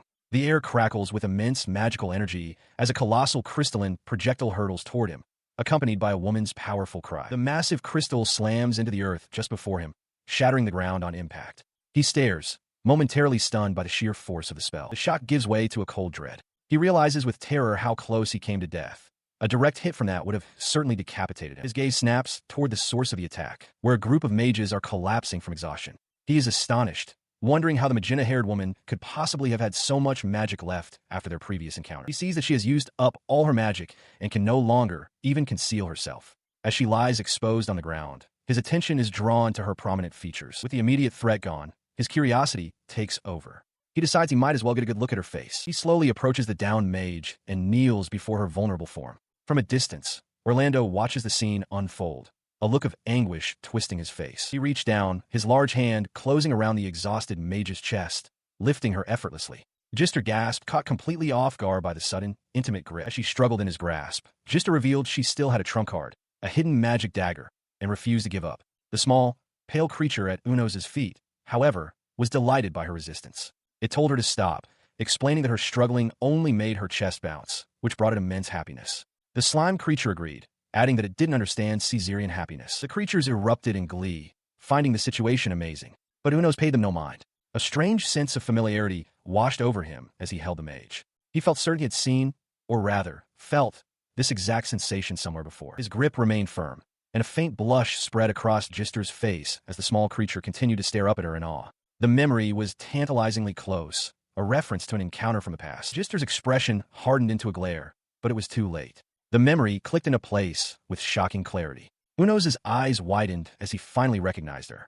This was the woman from the ogre fight, the one he knew only as a pacan. In the land of Caesarea, a lone figure kneels in prayer before the altar of a grand church. She is a woman of the cloth, her hands clasped tightly as she focuses her thoughts in solemn devotion. Her prayer, however, is troubled. She thinks of her brother and Jister, overcome by a persistent, bad feeling that a bead of sweat traces down her temple. Elsewhere, a violent struggle is underway. Jister, the magenta-haired mage, is held fast in the grip of the monstrous Unos, shouting desperately for someone to protect Dara. His attention, however, is fixed on another. He sees the blonde elf, a pacan, and though he doesn't recall her face, he recognizes her prominent physique and the Caesarea language she speaks. There is no doubt in his mind that it is her. The memory of the sword she gave him surfaces. He reasons that if she followed him all the way to Canaan, her objective must be tied to the expensive-looking blade. He then glances at the assembled Canaan knights, noting their lack of motivation. He survived his last encounter thanks to the magic potion he stole from a pacan, a debt he feels should more than cover the cost of saving her life. With that justification, Unos turns and flees into the forest, still carrying Jister, who screams for him to let her go. The knights watch him depart, one muttering in relief that sacrificing a single female mercenary is a cheap price to pay. Their captain, however, is enraged by their cowardice. He storms towards them, roaring that they were absolutely useless and ordering them to at least clean up the mess while they retreat. As she is carried away, Jister looks back in terror. A horrifying thought crosses her mind. Perhaps the creature was looking at human women with predatory desire. She screams for it to stop, convinced it plans to eat her. She struggles against her captor, her voice filled with defiance. She shouts that she will never give in to a monster and dares him to kill her if that is his intention. Her resistance ceases as Unos gently places her on the ground. She looks up at the towering, silent figure, utterly bewildered by the unexpected turn of events. As she watches him, her mind races. She concludes that she must find some kind of weapon while he appears to be distracted. Before she can act, the armored creature slowly kneels down in front of her, its massive form creating a stark contrast to her own. He opens his large hand, revealing a small, ornate sword resting in his palm. Jister stares, her expression a mixture of shock and disbelief. Unos makes a soft noise and offers the weapon to her. Hesitantly, she reaches out and takes the hilt. With the sword in hand, her confidence surges back. She brandishes it with a triumphant smirk, ready for a confrontation, but Unos remains perfectly still. To her utter astonishment, he simply turns his back and begins to walk away. Her smirk vanishes, replaced by sheer confusion as she questions what has happened. Angered by his inexplicable actions, she shouts at his retreating form, declaring that humans are not his toys. Her words fall on deaf ears. Unos continues on his path, wading into a shallow river without so much as a glance back. In the quiet of the forest, Unos sits alone on a fallen log. Before him, a small fire crackles, its flames licking at the fish he is roasting on a makeshift spit. His mind drifts away from the fire, conjuring a fond memory of the blonde elf woman. He recalls her kindness, thinking to himself how wonderful she was. The memory then shifts to the magenta-haired mage, Jister. He reflects that her presence also greatly improved his mood, though he acknowledges that she is likely heading in the opposite direction now. He touches his own monstrous face, a strange sense of admiration washing over him. He has come to understand that humanity cannot forgive an existence like his, precisely because he was once human himself. A flash of his recent battle with Jister comes to mind. He admits it was an enjoyable fight, a good workout even, but then considers how strange it is to describe a genuine battle in such terms. He clenches his armored fist, acknowledging that his power is simply too great to be forgiven. A part of him he realizes, had still been holding onto a sliver of hope. An image of a possible future forms in his thoughts, living among humans, even in his monstrous form. He pictures himself carrying a heavy log through a village as people watch. He wonders if such a future could ever truly exist. He lets out a quiet sigh, the sound barely audible over the crackling of the fire. Dismissing the thought for now, he looks up at the moonlit sky. It is time to eat. He rises to his feet with renewed purpose. As he eats, his mind shifts to strategy. He reasons that his recent battle will have undoubtedly raised the alarm, causing Canaan to strengthen its patrols and supply lines. This means he must stay away from the kingdom for a while.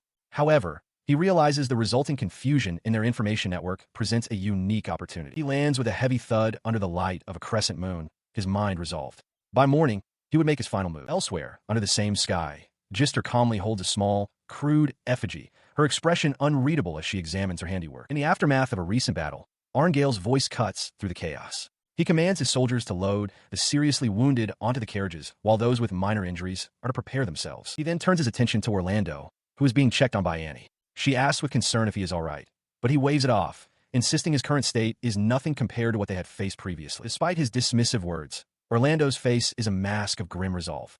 Arngale approaches, offering a measure of reassurance by noting that they had fought well and suffered far fewer deaths than he had anticipated. His attempt at comfort is met by Jister, who addresses Arngale directly. He tells him that since Arngale is smarter than him, he should already understand the situation. The meaning behind Jister's statement settles heavily in the air. Orlando's expression hardens with fury as the truth strikes him. His anger is justified by the official report. Of the 157 participants in the subjugation mission, there were 18 fatalities and 45 wounded. This unusually low casualty rate is presented as proof that their monstrous foe had not been fighting at full strength. The political maneuvering has already begun. A bandaged soldier presents a formal letter, explaining that the Knights of the Lord's army are blaming their own incompetence for the outcome. He reports that Arngale is being held responsible for the mission's failure, and all blame is being shifted onto the mercenary guild, a version of events the Lord has already accepted. The Lord, upon hearing the verdict, erupts in fury. He slams his fist down, roaring that the decision is ridiculous. He is being informed that his responsibility for engaging the new species while concealing information is deemed particularly grave, and for that, he will be punished. The soldier presenting the news considers that all vital intelligence must have been passed along. In the Canaan kingdom, Arngale contemplates the grim reality facing his organization.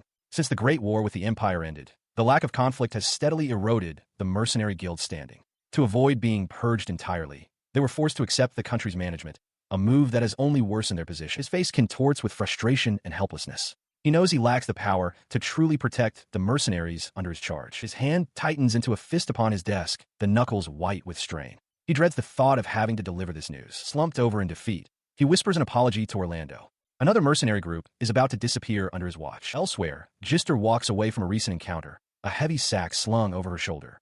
A bead of sweat traces its way down her temple as she glances back, admitting to herself that the more she considers the situation, the less she understands. From a distance, Unos watches her depart, a single question in his mind. What is she? She continues on her way, lost in thought. Her homeland has been plagued by monsters since ancient times, and she believed her research had given her considerable knowledge on the subject. But this creature was something else entirely. Her thoughts are interrupted as she spots a familiar pair in a bustling crowd. It's Orlando, and with him, the monster. She realizes with a jolt that they both remembered her. This new species, she concludes, is abnormal in every conceivable way. The implication strikes her with force. Could its intelligence truly be so high that it can recognize individuals by face and voice alone? Later, at a lively tavern, Jister sits apart from the cheerful chatter of her companions. She stares in her drink, unable to shake her thoughts. She's never heard of a monster like that. While the memory is hazy, she reasons that Orlando, who left a much stronger impression, would be the one to focus on. Her mind races through possibilities. Could it be a demon's sword? No. She dismisses the idea almost immediately. It was defeated far too easily for that. The mystery of the creature only deepens, leaving her in a state of profound confusion. Her investigation leads her to a shocking sight. Dara, held captive and in distress. Jister cries out her name as Dara stares in disbelief, unable to comprehend the situation. Turning away from Orlando and Arngale, she offers a simple apology. She explains that her objective is complete and that she must return to her country, adding that it would be useless to try and stop her. Orlando looks on with concern, questioning Arngale's inaction. As she departs, a determined look hardens her features. She resolves internally that she cannot allow the situation with Dara to remain as it is. Her path takes her into the darkness of a dense, rustling forest. Elsewhere, under the same night sky, Lena gazes out a window with a worried expression, whispering the words, "Sister." into the quiet room. A sharp blow connects with Arngail's face, the impact sending his head snapping to the side. He recovers in an office, wiping a bit of blood from his lip as Jister confronts him, her face a mask of fury. She points accusingly, demanding to know what he meant when he announced their new assignment, the giant viper subjugation mission. She continues, her voice laced with venom, explaining that this mission is a punishment. She informs him that, regrettably, he is included. Should he attempt to flee, he will be branded a fugitive. The image of a massive, dark-scaled viper flashes, hinting at the deadly nature of their task. He, however, seems unfazed, a slight, confident smirk playing on his lips. He remarks coolly that returning to his mother country now would indeed be difficult. Her composure shatters completely. Jister roars in disbelief, questioning if this is truly a punishment. She argues that a disaster-class subjugation mission is far too severe even for someone in perfect condition, declaring it to be nothing less than a death sentence. At this, Orlando intervenes, his expression grim. He states that the responsibility should have fallen to the knight who failed to follow orders. He then turns his gaze away, speaking the name Dara, with regret before lamenting that this is the current state of affairs in Canaan. He continues his grim assessment to Jister, a wry smile on his face. He lays out their options: be hunted by the country for deserting the mission, or face the other mercenaries. Either path leads to hell. At least with a monster as an opponent, he reasons, the fight is straightforward. His expression hardens into one of intense resolve. He makes a desperate plea, not to anyone in the room, but to the absent Dara, asking her to lend him her strength. Below, Jister averts her gaze, her face tight with frustration and conflict. The tense moment is interrupted by a shift in focus. A hand, belonging to Lena, gently holds two small vials filled with a clear liquid. Elsewhere, a very different scene unfolds. Uno's tears into a piece of meat with a roar of delight, exclaiming how delicious it is with the black pepper he acquired in Canaan. He notes that the pepper mill he got from Mole was a bit small, but the effort was worth it. He continues his meal over several days. On the first day, he savors a piece of pork. By the second, his enthusiasm wanes. On the third day, while the food is still good, a sense of dissatisfaction begins to set in. The feeling crystallizes into a sudden, overwhelming thought. He is sick of meat and desperately wants to eat vegetables. He reflects on this newfound craving. When he was human, he believed he could subsist on meat alone, but now that it's his only option, he finds a desire for vegetables unbearable. He wonders if his body itself is demanding them. His thoughts drift to fruits and sugar, things he could acquire in Canaan. This line of thinking inevitably leads him to the elves. However, the small slime creature corrects his assumption, pointing out that elves are not vegetarians but enjoy a balanced diet of meat and produce. He dismisses the idea of dealing with elves as impossible. He considers the Caesarea kingdom, but its farms are concentrated near the capital, making any attempt far too risky. The south is completely out of the question. He harbors a deep hatred for that region. With his other options eliminated, he resigns himself to the only viable path. It has to be Canaan. He can no longer afford to be selective. As he sprints across the plains, he recalls that the farmlands of the old empire were converted into penal colonies, a fact that might make his task easier. He had already identified several candidate sites from a detailed map, committing one to memory. He plans to scout the facility while the treasure he is guarding is asleep. His target is the first candidate site, Emerald, located north of the Furless Empire. He has now arrived at the edge of the Emerald blank zone. He reaches a rocky outcrop that serves as an observation post for monitoring elves. He considers staying there for the night to rest. However, he quickly changes his mind. He decides it's more important to secure a water source for the next supply point. He has been away from his surveillance duties for some time, and he knows it is time to move on. He recalls the carefree laughter of the blonde elf, a memory dominated by a single, frank thought about her impressive physique. Shaking off the memory, he decides it's a bit early but time to move on. Lingering is pointless if he can't conduct his surveillance. With that, he leaps from a high cliff, descending towards the river below. He lands silently and takes cover in the dense foliage along the riverbank, peering out towards the elven observation post. He remains concealed, his gaze fixed on the base, near a waterfall. The area is completely deserted. No one comes or goes. He grits his teeth in confusion, wondering what could have possibly happened. Frustrated by the lack of activity, he forces himself to calm down, reminding himself that an imperial soldier must always be composed. He concludes that perhaps it was just a coincidence that he saw them before, and decides to wait for one night. A full day passes. On the second day, there is still no sign of movement from the elves. They do not appear. The next day brings the same result. Not a single elf emerges. His patience wears thin. He resolves to wait just one more day, refusing to leave without seeing those breasts again. He must see what's going on. He begins to ponder the possibilities, stroking his chin. Could the elves have somehow detected his presence and stopped coming to the river? Or perhaps their patterns have changed for some other reason. The fact that the elf he's so interested in is the one who seems to have vanished is the most perplexing part. He considers that there's nothing he can do for Einherjar, and his surveillance mission is on hold until the elves solve whatever problem they're facing. He briefly wonders if this is a good thing. He dismisses the thought, deciding it's a temporary situation and they will surely meet again. For now, he must focus on his current objective, vegetables. With renewed purpose, he turns towards Canaan, excited for the prospect of a different kind of harvest. He steeled himself for the journey, but his steps felt heavy, the travel taking longer than anticipated. His hunger gnawed at him. The first candidate location had been a disappointment, but he had predicted there would be a farming village nearby. He decided he would stay for one night before proceeding. The second potential location, however, proved to be an even greater failure, revealing nothing but an empty, barren field. He consulted his notes, frustrated. There was no problem with the candidate locations themselves, but he was struggling to recall his path. He remembered a mountain in the north, but couldn't be sure if the southeast was closer. He lamented his situation, possessing a body built for combat, yet being reduced to simple reconnaissance. Recognizing that his lack of finesse was a problem that needed a swift solution, he decided to stop deliberating. For now, he would head southeast. His new path led him to the third candidate location, a village. But it was a ruined one. He moved cautiously through the silent streets. The buildings weren't completely dilapidated, and he could sense a lingering trace of life, leading him to believe the village had been abandoned only recently. His attention was drawn to a large, splintered hole in a wooden wall. Unlike the first village, this destruction wasn't the result of human conflict. It was clearly the work of a monster. He grew concerned, noting the complete absence of any signs that the villagers had fought back. He adopted a detective's mindset to analyze the scene. The sheer scale of the attack implied the creature had approached its victims unnoticed. The lack of bloodstains or the scent of decay pointed to a grim conclusion. The villagers were likely swallowed whole. He identified the probable culprit, a shadow viper. Looking over a nearby fence, he spotted the creature, a massive snake, confirming his theory. It was a monster known to possess hypnotic abilities. He wondered if it had made its lair nearby, but dismissed it as a threat. Its physical nature made it no match for him. Then his focus shifted. Beyond the monster, he saw exactly what he was looking for, a field of vegetables. His initial excitement faded. The crops were not yet mature, and the storehouse had been picked clean by rats. This location, too, was a failure. With a sigh of resignation, he realized he had no other option but to cross the mountains ahead. He pressed onward, venturing deep into a dense, unfamiliar forest. The mountain's dense foliage made movement difficult. He had expected to cross it in an instant, but the thick trees slowed his pace considerably, much to his frustration. Suddenly, he halted, his senses picking up the sound of footsteps. It wasn't just one person. He estimated at least 10, maybe more. He wondered if they were the people from the village he had just left. He tried to peer through the obstructing trees for a better look, but in his haste, he lost his footing on the uneven ground and began to tumble down a steep incline. He crashed down the slope, unable to stop his momentum. Landing in a heap at the bottom, he felt a wave of dizziness. He lamented his recent string of bad luck, realizing that his immense power wasn't enough to overcome such simple mishaps. As his vision cleared, he found himself surrounded by a large company of soldiers, with Orlando at their head. Orlando stared in disbelief. Unos, in turn, felt a surge of panic, realizing his luck had finally run out. He had been careless, never imagining he would be discovered so deep in the mountains. Orlando confronts the blonde female warrior, questioning the timing of her arrival. She coolly adjusts her choker, retorting by asking if he's approaching because he can smell Orlando on her.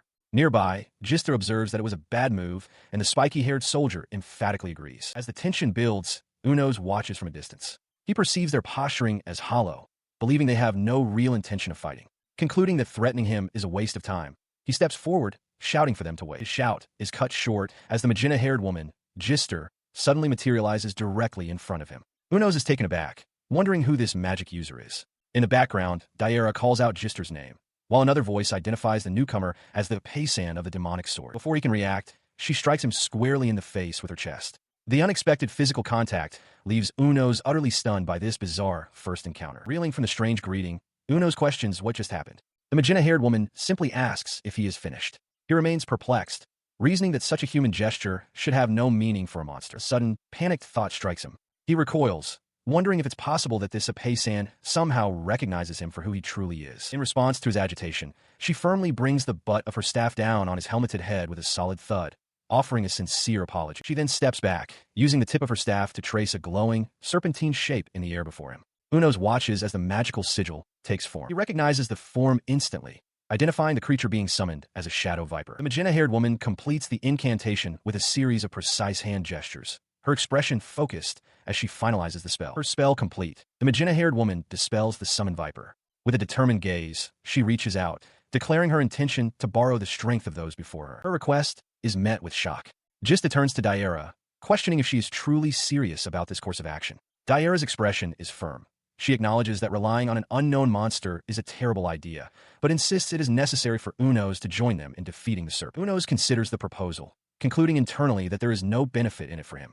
A memory of a time he helped villagers surfaces, a stark contrast to his current self-interest. He reasons that without any prior leverage, there is simply nothing to be gained. He quietly affirms his decision, murmuring that he has given up on such things. His silent refusal is broken by Orlando, who shouts at the magenta-haired woman, calling her reckless and telling her to be quiet. Unos observes the exchange, noting Orlando's surprising fluency and the peculiar nickname, a pacan, he uses for her. She ignores the interruption, her voice filled with desperation as she vows to use any means necessary to return home. A vision of Dara, her face hopeful, flashes in her mind, reinforcing the promise she is determined to keep. Her passionate plea seems to resonate with Unos. He quietly contemplates his own potential benefit in the situation. Then, without a word, he reaches out and grabs the woman by her chest, lifting her effortlessly off the ground before she can react. He holds up a small, glowing object pinched between his fingers, something he plucked from her attire.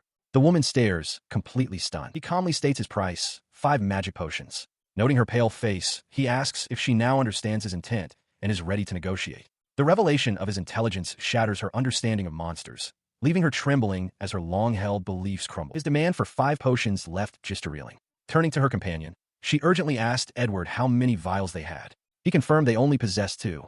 Frustrated, Jister calculated that even with her own, they only had 3 in total. Her declaration made, she turned back to Unos, gesturing to the 3 vials on the ground between them as proof that she could not meet his price. He, however, simply revealed 2 green magic potions of his own.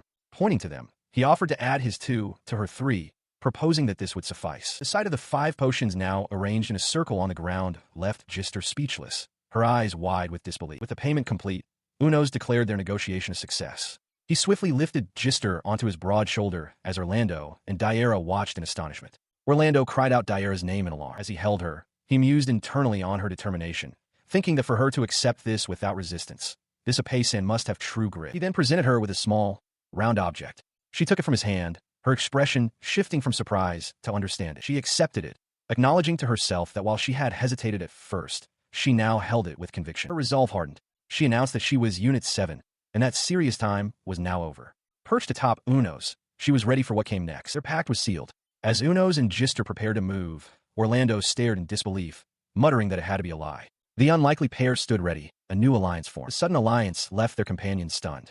Dara, in particular, could not comprehend the decision, voicing that she simply didn't understand. She resolved, however, that she could not stand by and silently allow them to do as they pleased. Her unspoken frustration materialized into a direct confrontation. Orlando, flanked by a concerned Arngale and Dara, questioned Jister's choice, asking if she was truly siding with a new species.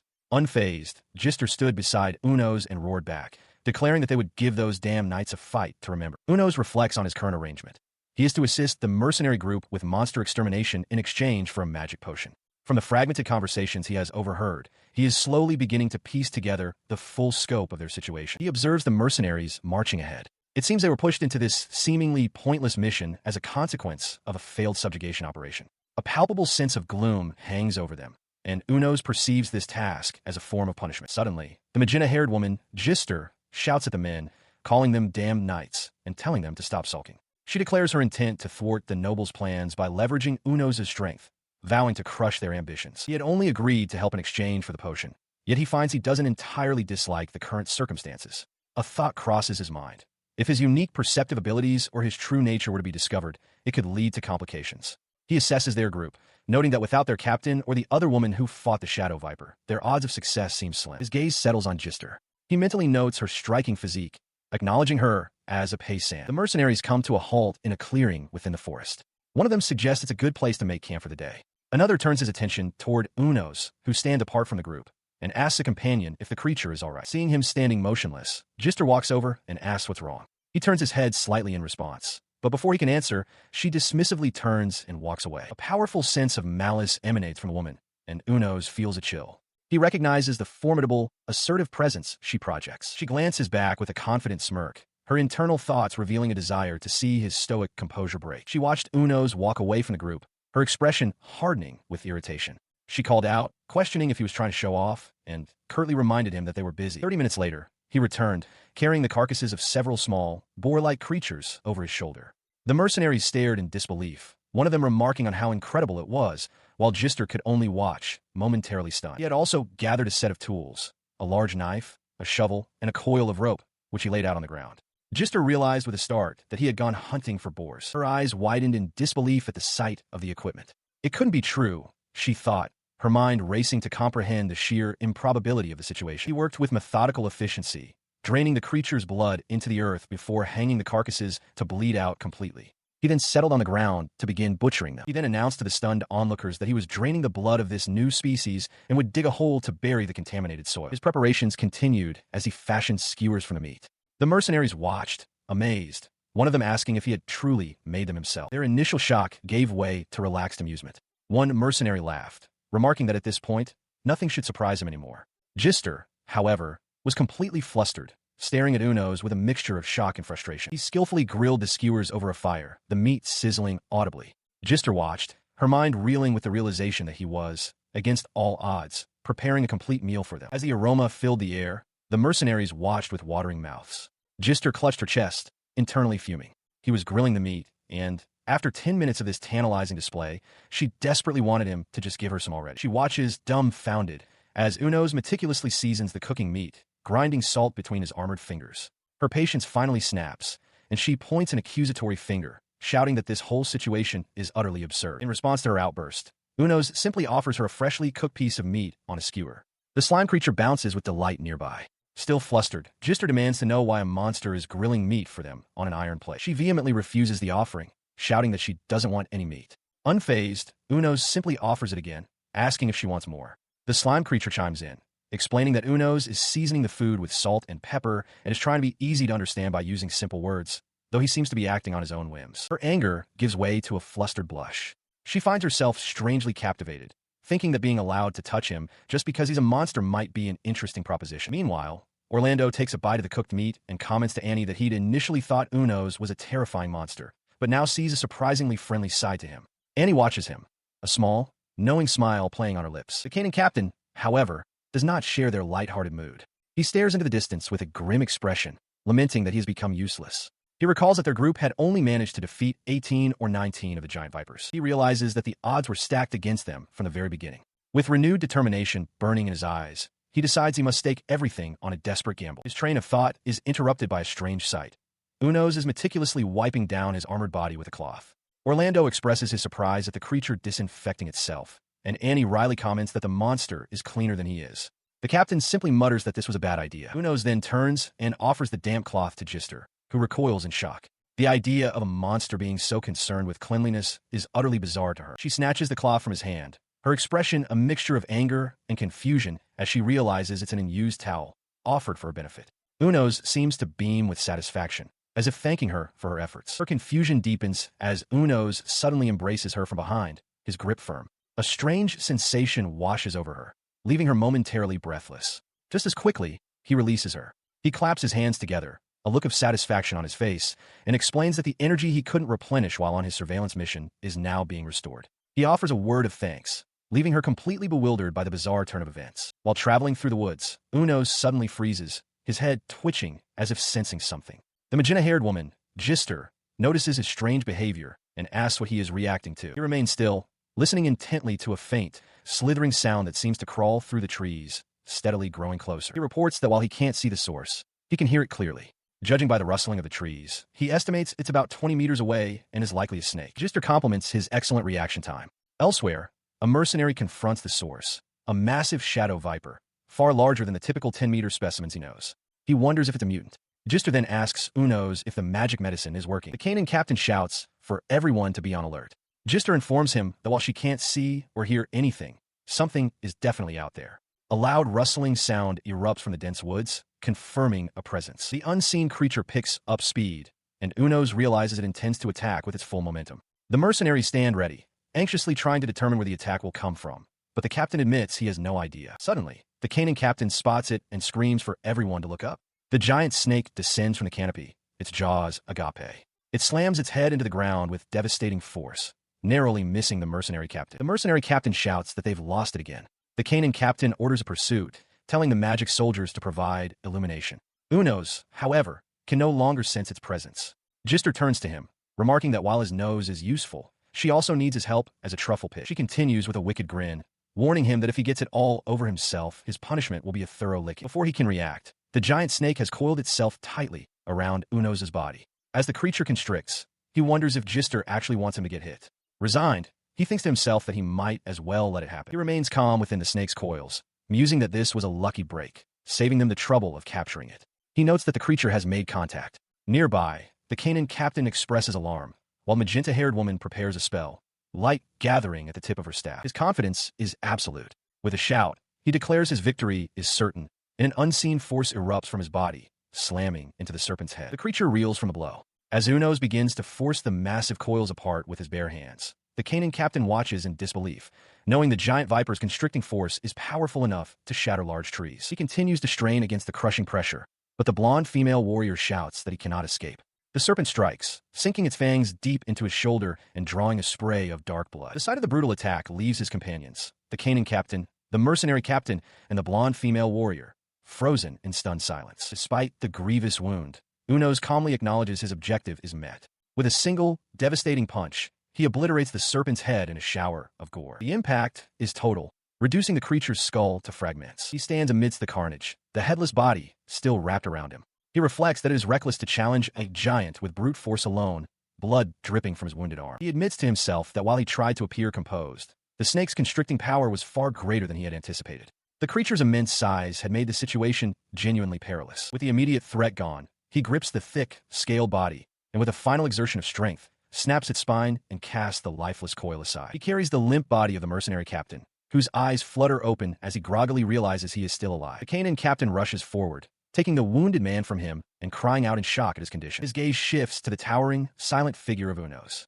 The captain realizes with a start that he has yet to learn the name of the one who saved them. He looks directly at Unos, his expression firm. He declares that for now, he will simply offer his gratitude, acknowledging that it is thanks to Unos that his men are still alive. In response, Unos turns slightly, stating that he doesn't need to be thanked simply for receiving some medicine. The captain seems taken aback, reflecting that it has been a long time since he heard the words, "thank you." He then asks Unos if he is okay, observing that his life does not appear to be in immediate danger. His business with the soldiers concluded, Unos approaches Jister.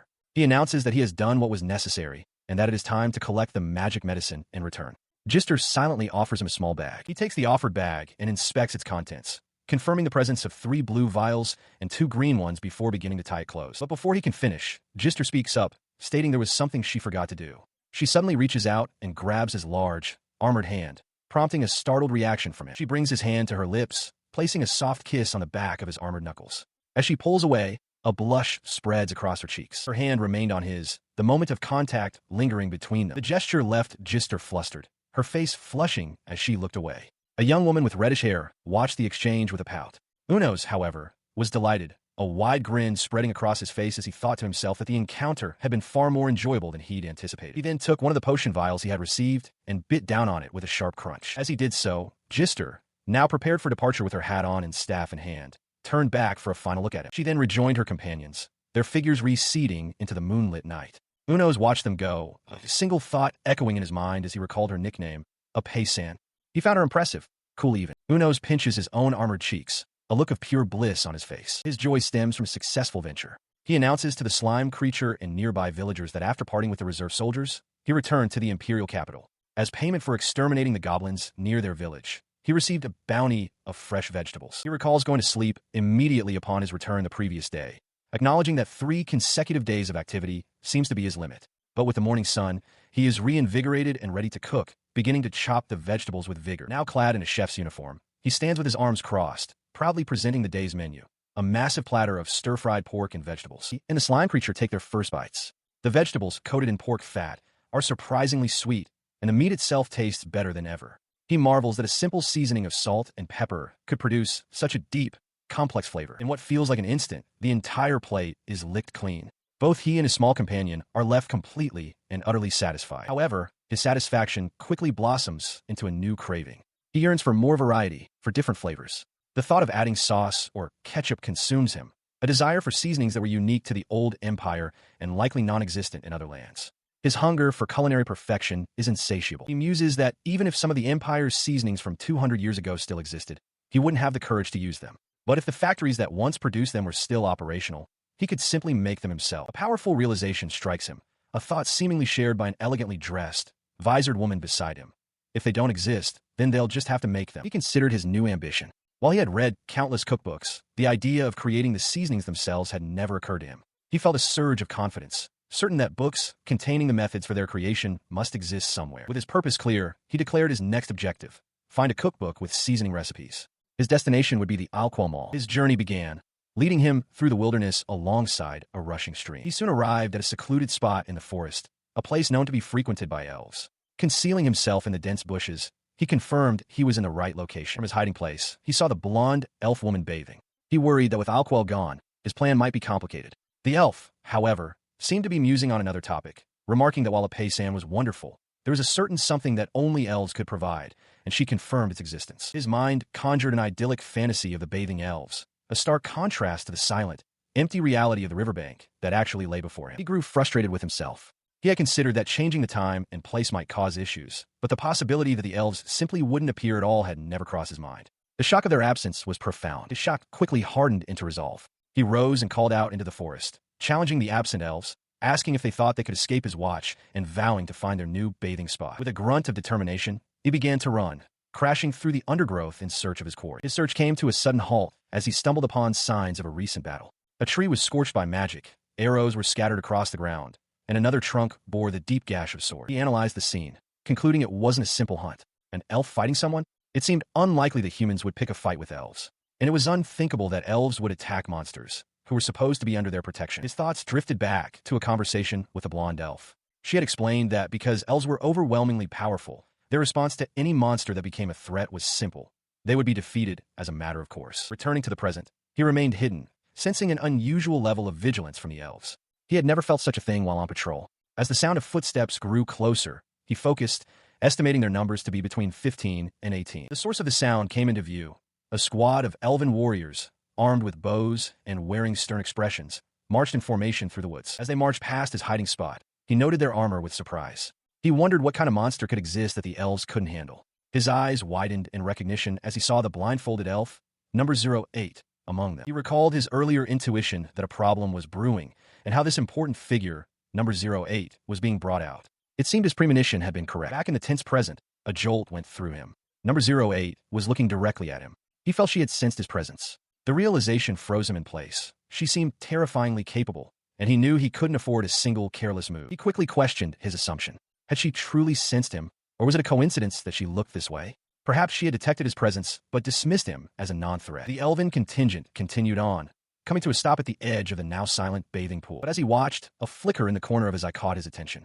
The scenery itself seemed to distort for a moment. He broke into a cold sweat, realizing with a shock that something was camouflaged there, hiding in plain sight. He remained completely unseen, not a sound betraying his presence. He realized his camouflage ability surpassed even that of the shadow viper he'd encountered before. He questioned what the elves were searching for, noting that even the perceptive number 08 was unaware of him. A grim thought crossed his mind. A surprise attack under these conditions would be dangerously effective. As if summoned by his thought, the ground erupted. A thick tentacle shot out, wrapping around an unsuspecting elf warrior, whose scream was cut short as she was violently yanked away. Alerted by the commotion, the blindfolded number 08 shouted a warning. The monstrous limb dragged its victim into the dense foliage with terrifying speed. As the other elves scrambled in shock, Unos watched from his hiding spot, his immediate concern shifting to number 08's safety. More tentacles burst forth, ensnaring the elven warriors. He analyzed the attack, realizing the creature was employing a type of magic that the elves were particularly vulnerable to, making it a natural predator to their kind. Even as her comrades were overwhelmed, number 08 remained poised, her head tilted as if listening to the chaos. One of the warriors was brutally slammed against a tree trunk. The sight startled him. He couldn't believe the elves were being so easily defeated, and wondered aloud if they were receiving aid from the Imperial Army. His gaze locked onto the captured elf, held fast in the creature's grip. In that moment, he saw it. He confirmed his observation on another of the writhing tentacles. He rose slightly from his cover, his mind processing the information. It was a massive, octopus-like monster. He was baffled how a creature of its size could have remained hidden without any sound, especially since it didn't seem to possess any camouflage abilities. Then, the creature revealed its full, terrifying form, a colossal cephalopod that dwarfed the surrounding trees, its intelligent eyes glaring down as it held an elf captive high in the air. The monster suddenly flung number 08 through the air. Seeing this, he made his decision. The tentacles posed no threat to him. Rescuing number 08 was the absolute priority. He launched himself forward. He lunged forward, his armored hand closing around one of the monster's slimy tentacles. With a grunt of frustration, he declared the situation tedious and crushed the appendage in his grip, halting the elf's trajectory. Having secured her, he held the blindfolded elf close. She remained limp in his grasp as the colossal creature's other tentacles thrashed around them. Its attack thwarted for the moment. Meanwhile, from a distance, a young man with light-colored hair observed the unfolding events, his face a mask of calm concentration. His gaze then shifted, landing on a figure standing nearby, a man in a suit. A question formed in his mind. Was this his parent? His father? The man identified as his father offered a gentle smile. The young man, now emanating a strange heat, began to apologize, explaining that the elf was an enemy of the Empire. The father figure reassured him that it was all right. Still conflicted, the young man pointed out that she was specifically number 08. A hazy memory surfaces. A man in a suit, identified as a father, looks at a younger, light-haired man and thanks him. The young man turns his head away, his profile obscured by mist. The vision fades, replaced by the fiery reality of the battle. Unos clutches the blindfolded elf woman, his massive form a shield against the flames. He declares his resolve. He will fight to protect her. His declaration is met with immediate violence. The colossal octopus monster lashes out, its tentacles ensnaring them both. One sharp appendage pierces Unos' side. As the elf woman holds on, he can only think how utterly disgusting the creature is, wondering who could possibly eat such a thing. He stumbles back from the impact, confused. A dark fluid sprays from the wound, splattering across his armored form. He looks down, questioning what has happened. A drop of the fluid lands on his jagged mouth. His eyes widen in shock. The taste, it is delicious. The octopus monster seems to sense his reaction, its own hunger surging. It confirms the thought. Yes, octopus is delicious. It wants more. He glances at the concerned elf woman before his gaze drops, a predatory focus taking over. A low growl escapes him as he demands to taste more. With a furious roar, Unos declares the monster is prey. He lunges forward, his fist crashing into the creature's head, sending tentacles flying back from the sheer force of the blow. The assault becomes a frenzy. He tears into the monster's flesh, ripping and biting, driven by an insatiable hunger. He cannot be stopped. He will not stop. Reason is gone, replaced by primal instinct. Unos is lost in the act of devouring his foe, covered in its gore. His only thoughts are a repeating mantra. Delicious. So delicious. Why is this so delicious? His eyes slowly opened, the feral glow of his rampage fading as consciousness returned. He sat in a daze on the shore, surrounded by the dismembered remains of the colossal octopus monster, the ground stained black with its fluids. He looked around, confused, trying to recall the events. He questioned what he had just done, remembering only that he was trying to help number 8. Then, a fragmented memory surfaced. The octopus meat was soft and delicious. The thought echoed in his mind, a horrifying revelation. The octopus was delicious. He stared forward, aghast at his own monstrous recollection. As he grappled with this, the blindfolded elf woman cried out that it couldn't be happening.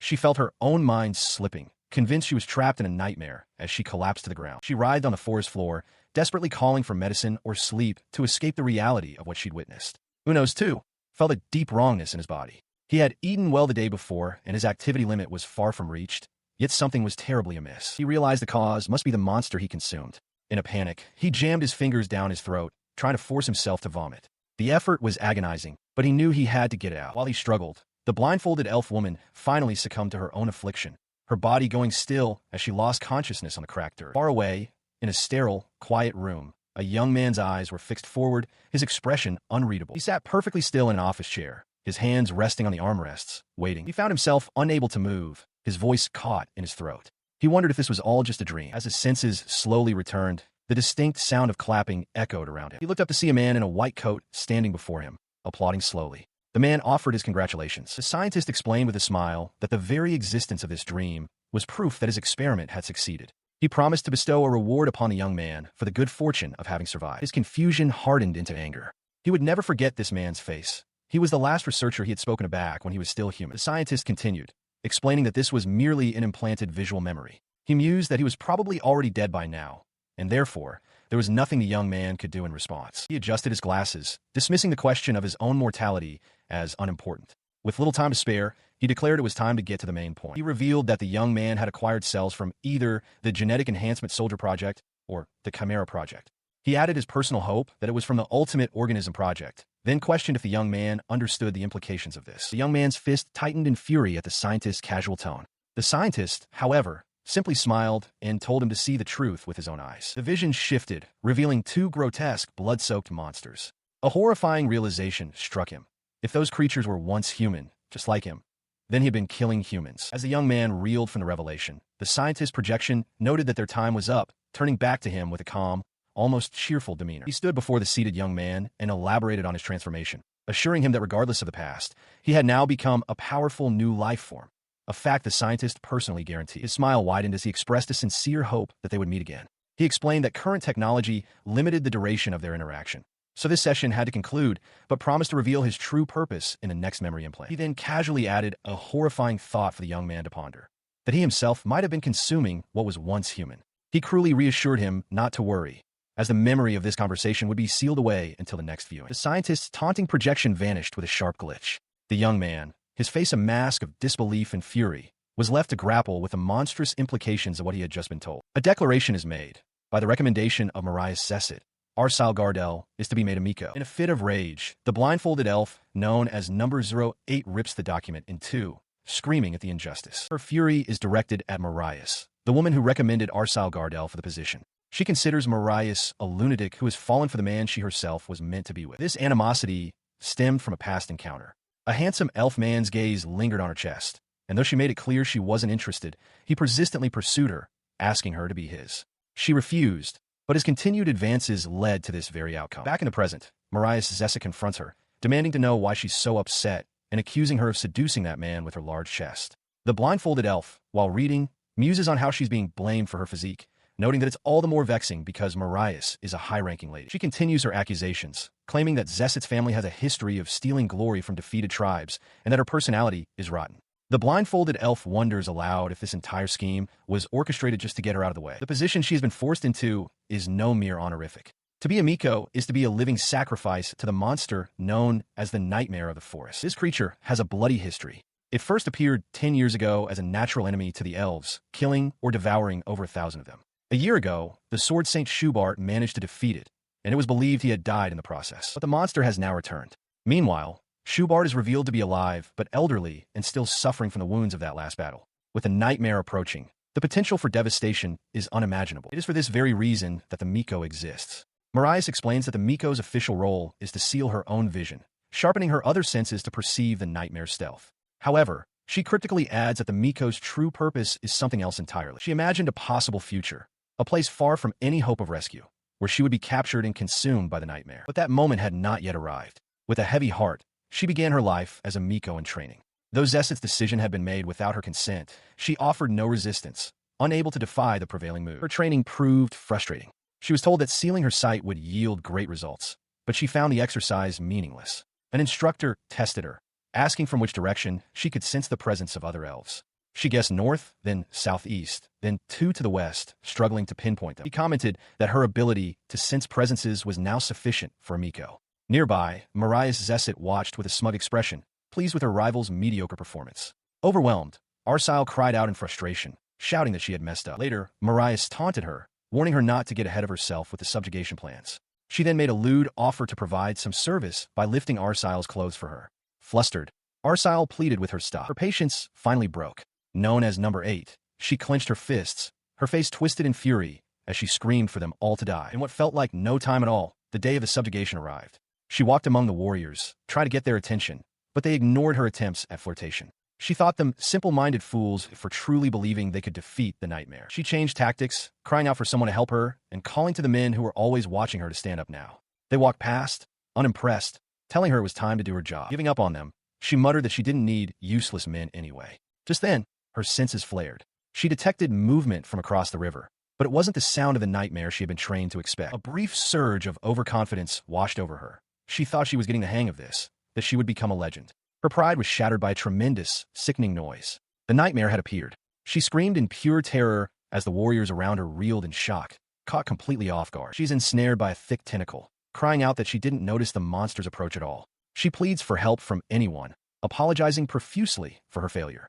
She laments that she would be more useful if she were naked, as she is quite skilled at domestic chores. As she continues her plea, explaining that she's usually good at her job, but that a life of luxury has made her soft, a powerful impact shatters the appendage holding her. A massive, white-armored figure catches her mid-fall as she wonders what just happened. He holds her securely in his arms. She asks aloud who is there, who saved her, and offers to help them in return for their aid. The rescuer, Unos, looks down at the elf who has suddenly fallen into his grasp. With a decisive grip, he pulls her close. In that moment, she declares that he must be her fated person. She immediately begins to assess him, remarking on his impressive chest. She thinks to herself that his arms are incredibly thick and hard, perhaps even too large and solid for her liking. Still held in his grasp, she asks if he is indeed her fated person, worrying that if she thinks too much about it, he might just drop her. She acknowledges that he is fighting a nightmare, but pleads for him to first take her to a safe place. In response, he gently sets her down on her feet. She is surprised that he put her down, noting that his hands were unexpectedly gentle. She concludes that he must be quite the gentleman. She thanks her fated person. She then makes a bold offer. If he truly defeats the nightmare for her, she will press her chest against him and whisper words of love into his ear. The sounds of a fierce battle echo through the trees. She wonders if the terrible scream belongs to the nightmare, questioning if her fated person is truly capable of fighting on par with such a creature. Peeking from her hiding spot, she sees the massive monster and her even larger rescuer locked in combat. She is struck by his power, realizing he is not only strong and gentlemanly, but possesses a charm that surpasses even the Sword Saint. With hearts in her eyes, she makes a decision. From this day forward, he is her husband. From a distance, a reptilian creature observes the fray. It muses that for a gentleman, the armored figure's fighting style is quite brutish, like that of a monster. It wonders aloud if it should simply overlook such a fine specimen. Meanwhile, Arsyle's excitement boils over. She declares she's had enough of being a spectator and must properly behold her future husband. With a sharp tug, she begins removing her blindfold, her eyes gleaming with heart-shaped pupils. Her decision comes as Uno's is being relentlessly battered by the octopus monster's tentacles. The massive limbs crash down upon his armored form again and again, splattering dark fluid with each devastating impact. Witnessing the sheer brutality, Arsyle's face freezes, her eyes wide with intense focus. Her mouth falls open in a silent gasp, her gaze locked on the violent spectacle. With the blindfold now completely gone, her uncovered eyes, though their appearance is obscured, seem to take in the full, overwhelming reality of the scene. A moment later, her voice emerges, calm and measured. She apologizes and asks that her previous declaration be considered null and void.